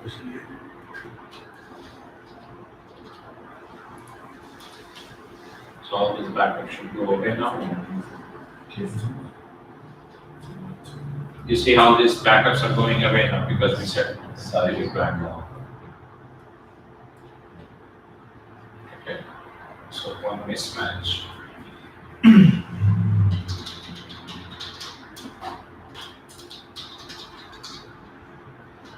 Now, cross-check backup is another interview question. They will say, this is what is the cross-check used for? So, and another interview question is, what is the difference between an expired backup versus an obsolete backup? We are going to cover all that. But cross-check is basically you are asking Arman, hey Arman, look into the control file and cross-check that with the disk. And make sure that whatever you have in the command, in the control file is also available on the disk. If it is not, then you have to let me know that either it is not available or whatever the permissions are not granted, whatever it is. So cross-check is also very helpful during troubleshooting. Okay, so if they ask you, hey, can you force the RMAN to look into the existence of the backups, then you say yes, you can use the cross-check command. Or they can simply say, hey, what does the cross-check command use for? And then you can say it is cross-checking the existence of backup of the traces that it can find in the control file, map it to the disk, make sure it is available. So either it will say available or either it will say expired. Now available means it is there, expired means it is not there. So So basically, the information exists in the control file, but the physical files. But the physical files are correct. So, three things in here, right? So one is cross-check.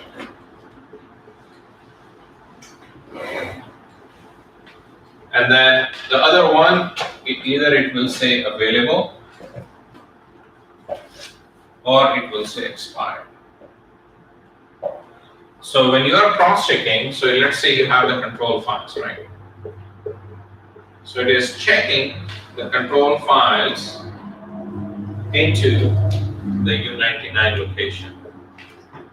I have all these details here, right? I have all these details here. Are they all cross-checked? Either it can say yes. If it is yes, it is available. If it is trying to find something which is not available, then it will say expired. Okay. So they may say, what is the difference between an expired backup versus obsolete backup?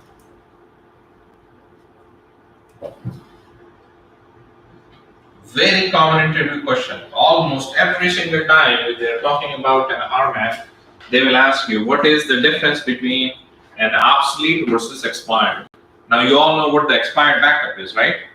What does that mean? The information is in the control file, but it does not exist. Exactly. So basically it is saying the backups cannot be found on the disk.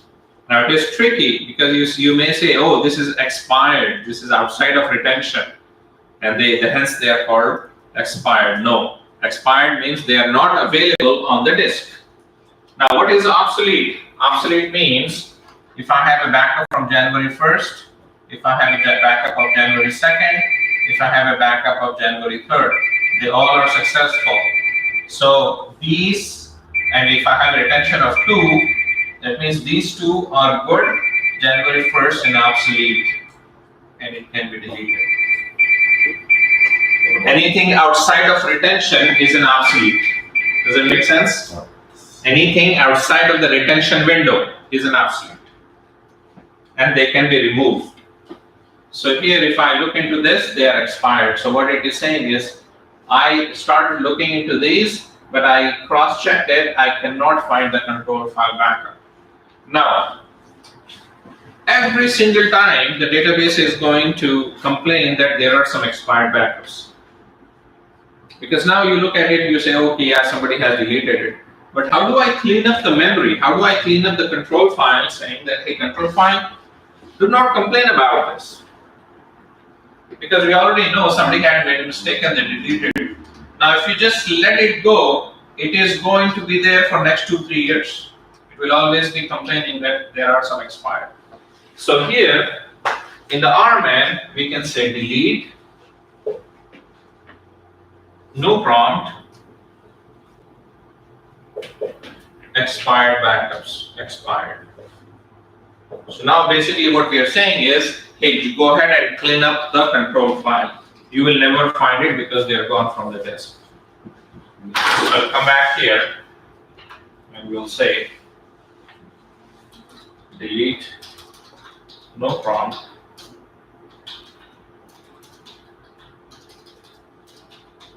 expired.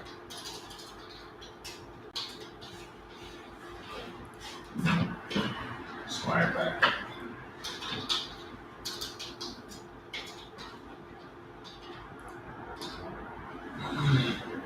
These are all marked as expired. Now it is cleaning it up.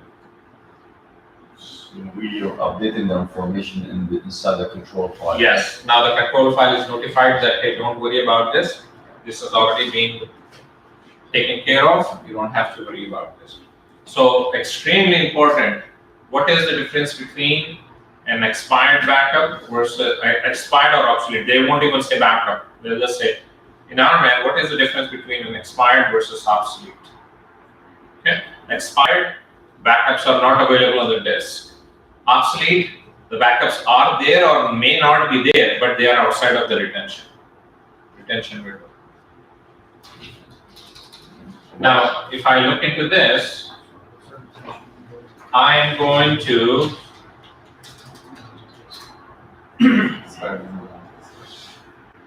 Nope.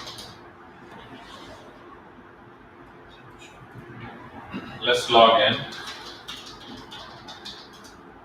Okay, we'll say create table, spot dot T2, select start from.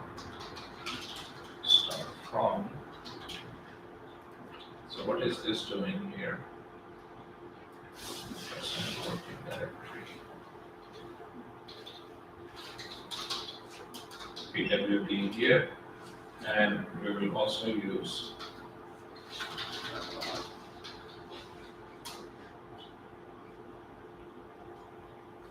CD of 99.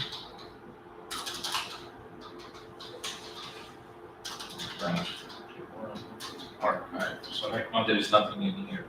So here we will do the same thing. Watch. And let's head to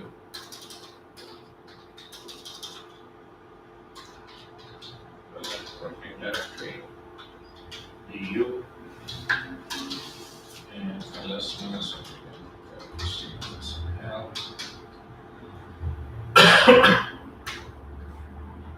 and ls. So select start from.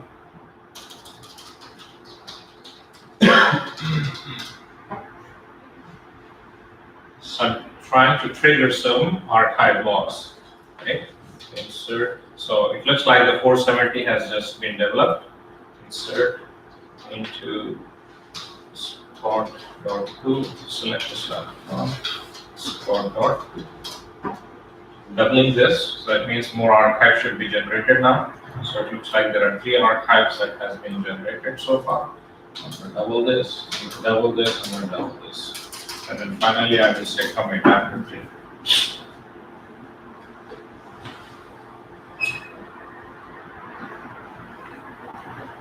Now these archive log backups should also be backup if I say backup database plus archive log. So here I will say backup database plus archive log all. Oh no, that's delete. Where did I put backup database plus archive log all?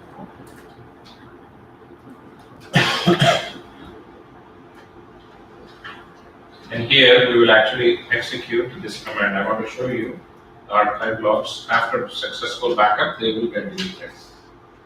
So right now we have about 13 archive logs. Is that true? Correct. 481. 481. So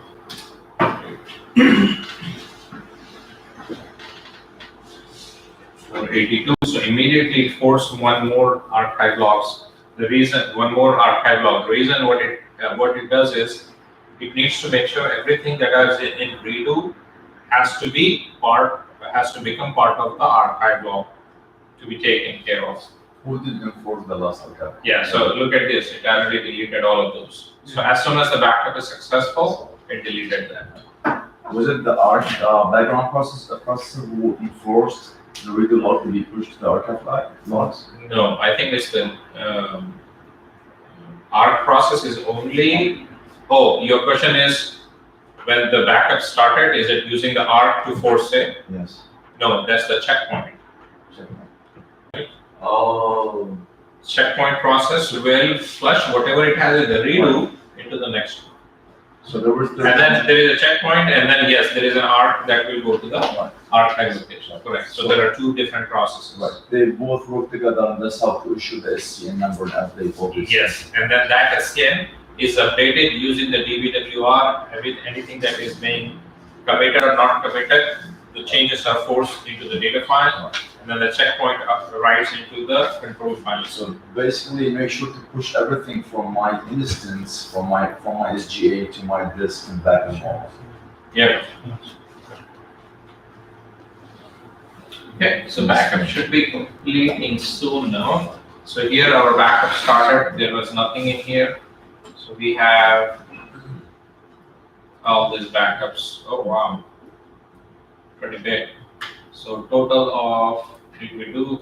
Okay, maybe I think I should remove this. ls, and maybe what I can do here is du and ls minus l, wc minus l.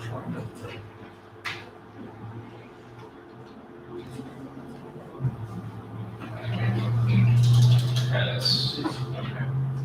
So we have about 21 files available. Now, if I do anything here, new archives are being generated. Now, if I go back and if I say this, new archives will be generated, that will not be part of the backup now, right? It will be part of the next backup, because the archives, the first thing it will back up is the archive, then data files, and then finally the control files. So now if I do this, it will generate more archives here. Look at that. And starting from 483 is not covered. Up to 482 is covered. This will be taken on the next backup job. In the next job, whenever it is. So either you can schedule this with the next day backup, or you can say backup archive logs every 3 hours. So every 3 hours, it will start backing up the archive logs. Because that was coming to the next question. What if my DB crashed 1 hour later, and is it prior to the next DB job, and is it prior to So the next schedule? even if there is no job for archive logs, you still need your archive logs are still on the disk. They're still on this, right? They don't know it, right? So if RMAN is smart enough, if I say RMAN, hey, something happened, you need to restore the database. So the first thing it will do is it will restore the database from the previous backup and start applying all the changes when it comes to the recovery part. This is when we're doing incremental backup, right? No, this is not the incremental backup, it is the recovery part. So recovery part will start looking into any archives that has been generated since the last full backup. Is that gonna be tomorrow? Yes, we will do the restore and recovery tomorrow. So here I'm going to perform a commit now. So, and then we will look into select this count to start from this. And he's gonna use the newly archived generated files. Sorry? So when you restore, it's gonna use the newly generated archives also? Yes. No, not restore, during the recovery. Two different things. Restore is different, recovery is different. This is another very famous interview question. What is the difference between a restore and recovery? We will talk about that tomorrow. As far as the rollback, we can't do that in the archive. Or you- Rollback we can perform rollbacks as well. But it's like a 50-50, I think you said. No, Yes. rollback of a database or rollback of a transaction. Take the database. If you want to roll back the database, then depending on how far the database backups are, so at some point you will have to use the last full backup. So for example, you say, I want to have my database, today is October 10th. I want to roll back the database to September 25th. So I have to find out what was the last backup taken before 25th. Use that backup to restore. And then I will say, oh, September 25th, what time? 2 p.m. So now I have to roll forward all the changes up to 2 p.m. That part is called the recovery. So you do point in time recovery, restore, then you apply all this archival stuff. Point in time recovery, point in time restore, no. No, recovery. So you do a restore from the last full backup of the date of where you want to restore. Okay, any last full backup. And then you perform a point in time the recovery up to a time. And that is inconsistent backup. So here, so now the backup is done. So here we will look into this location.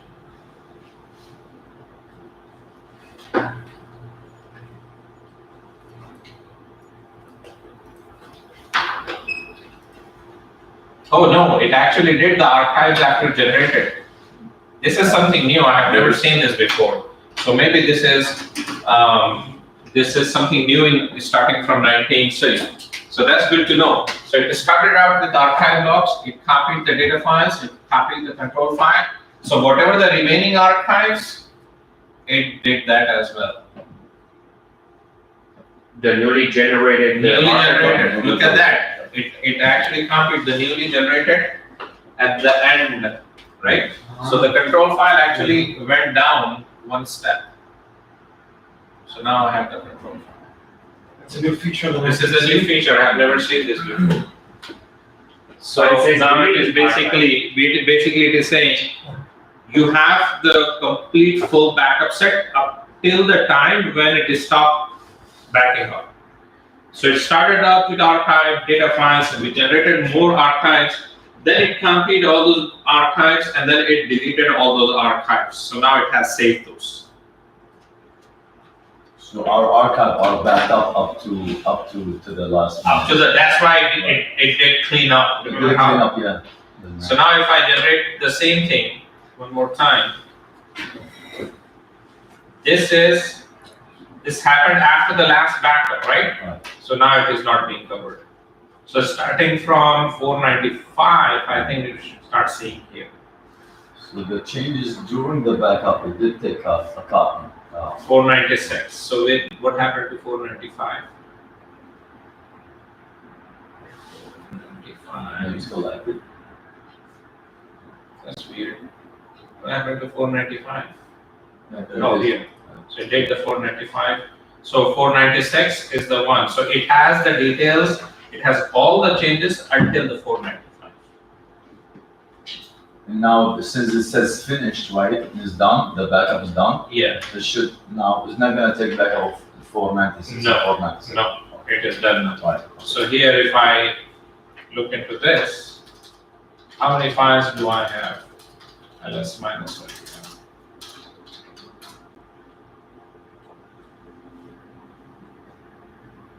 These are all the archive logs. From the size, I can say that these are all the archive logs, right? Compressed archive logs, and these are all the databases, data files, and then it may also have. These are all the archive logs again, and then we have the final control file copy. Now, if you start looking into this, the full is what we have given, right? And then this is percentage D, database name. This is percentage D, timestamp. This is percentage U, unique. And at the end, it has the same name as the DBID. Look at that, control NSP file, and then this is percentage F.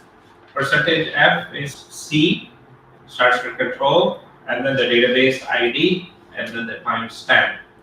In today, 00 is the first control file today.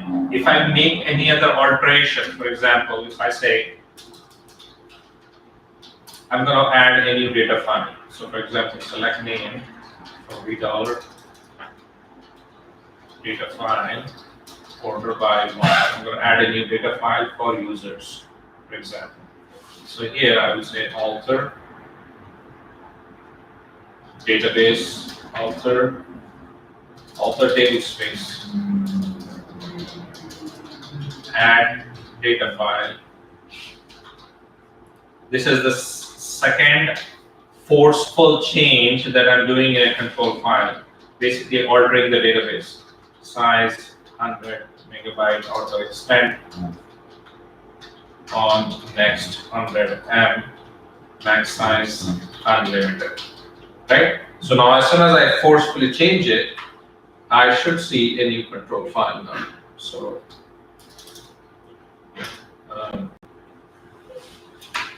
watch by one ls minus empty page minus 5, only last 5 files. Look at that, I have the last file, which is a control here. And now if I add a new data file, the table space users, right? So add data file. It is going to forcefully add another control file here. I should have. So adding, how about if I alter? This is alter database, data file. Data file is this. Am I in the right database here?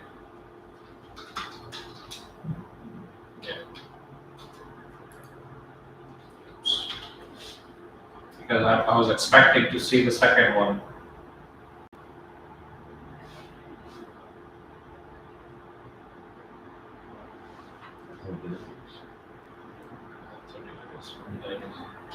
Database, data file is this, resize 200 and. So we have our auto backup on.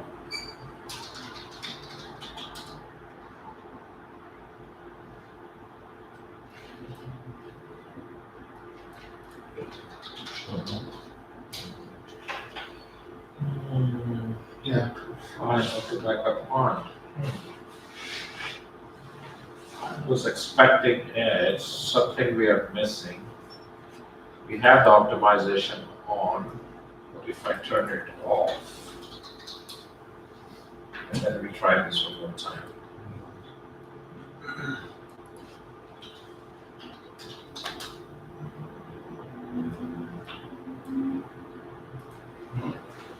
It's very weird.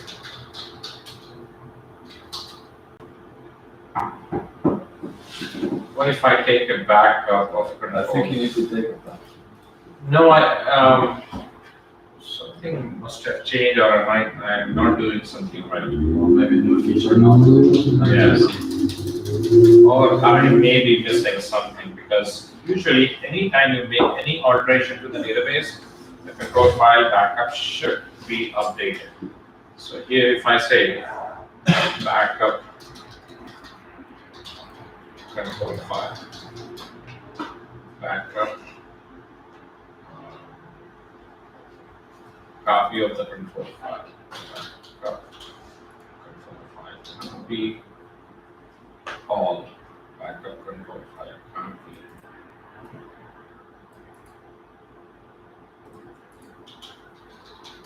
Does it matter that we turn off the auto? So that I use it not. Why is it not in the repository? Backup copy of the control file.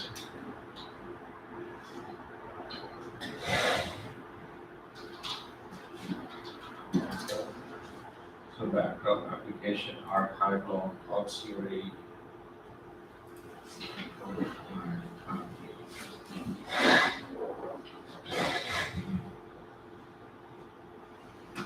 Let me check backup control file.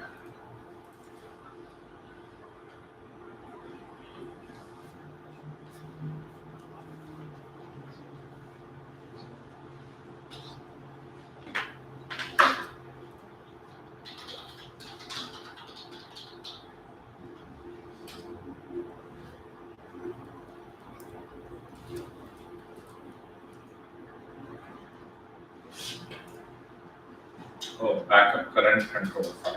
Backup current control file. So here, let's take a look at this one.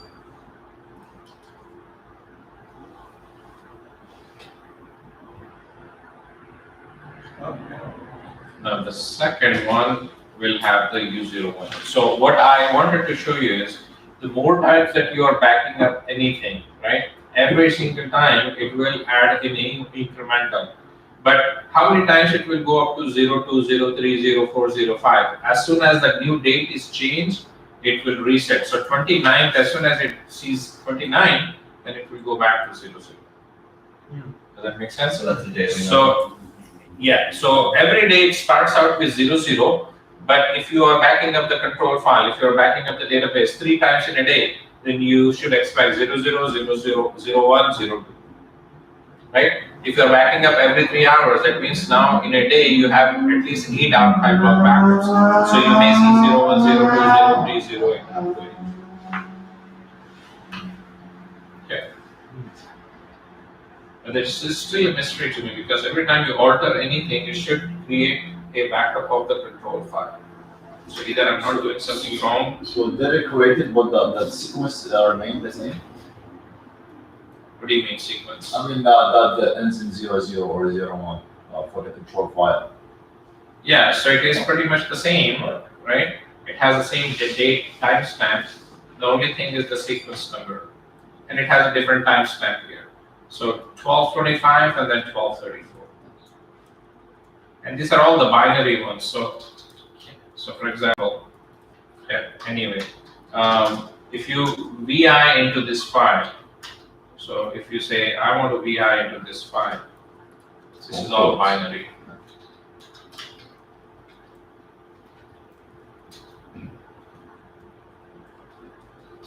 That there may be something which is readable. You know, another interview question here. Right. Some interviewers will say, "Hey, can you read the binary file, like a control file, to see some of the things? Maybe not all, but to see some of the things." Now, our immediate reaction is, no, we cannot use any binary files, right? But there is actually a way where you can say, you can read some of the contents, anything that is readable in the. So there is some binary language, there is some alphabets that we can read. For that, you use the command called strings. So anything, if it finds any string which is readable, it will spool that to us. So for example, here, and I will say more, so page by page. So control file is so big. So there you go. Anything that is readable. So now, sometimes it is easier for us to use the string and immediately we can associate it. This is the batch 51. Every backup has a tag. So now the name of the tag is this, right? This is probably the instance number. And then some of the things that it changed from just during the backup of the database. Looks like an SP file. Yeah, so the contents of the SP file is more of a readable now, right? Along with it, it also has the read logs, right? The location of read logs, the data files, the Oracle home, right? So it looks like there is one more data file that is being created here. That's bad. Somebody has created a data file there. Temporary table space. Our flash recovery area has some details. And now this doesn't make sense to me. It may be some encrypted form that we don't, only the binary understands. So sometimes it is useful to find out the locations, the timestamp, the tag, and so on. Same thing with the control file. So CD U02 or a data. Now, just because you know this, do not start corrupting things, right? Yeah, Definitely. So, batch 51. Now I have the control file. So, strings. So, if I say just VI, first of all, we should never VI into any of the control files, right? Any of the file, because it is, instead of Q, if you just use the W, then now you have corrupted things. That's probably what I did. That makes sense. I don't know. I have a question. Yes. On the same topic. Reading those binary files. Can we when we backup control files, we also take a copy backup control files to a trace? Yeah, that is a different. Yeah, that is little advanced. So let's just wait on that. So strings control and then more. So control file has this. Look at this. So if I'm jumping to Yeah, and it is also giving some of the archive log destination that whatever it has backed up. Where is it backing? To the disk. What is the name of the backup? It has a tag. Every backup, if you don't give a manual tag, it takes a system tag.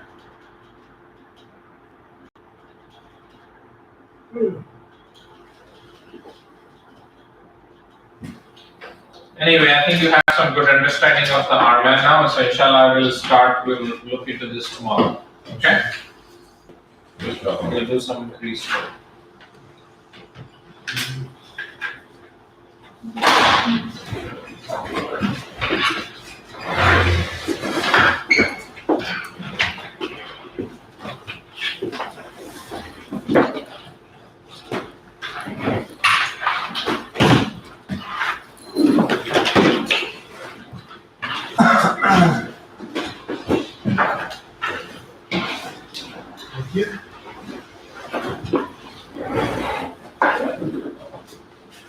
Just looking at the comment.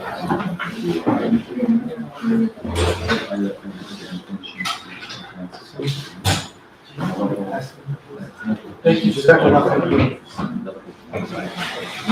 Previous work. We must be some, one, and taking courses, keeping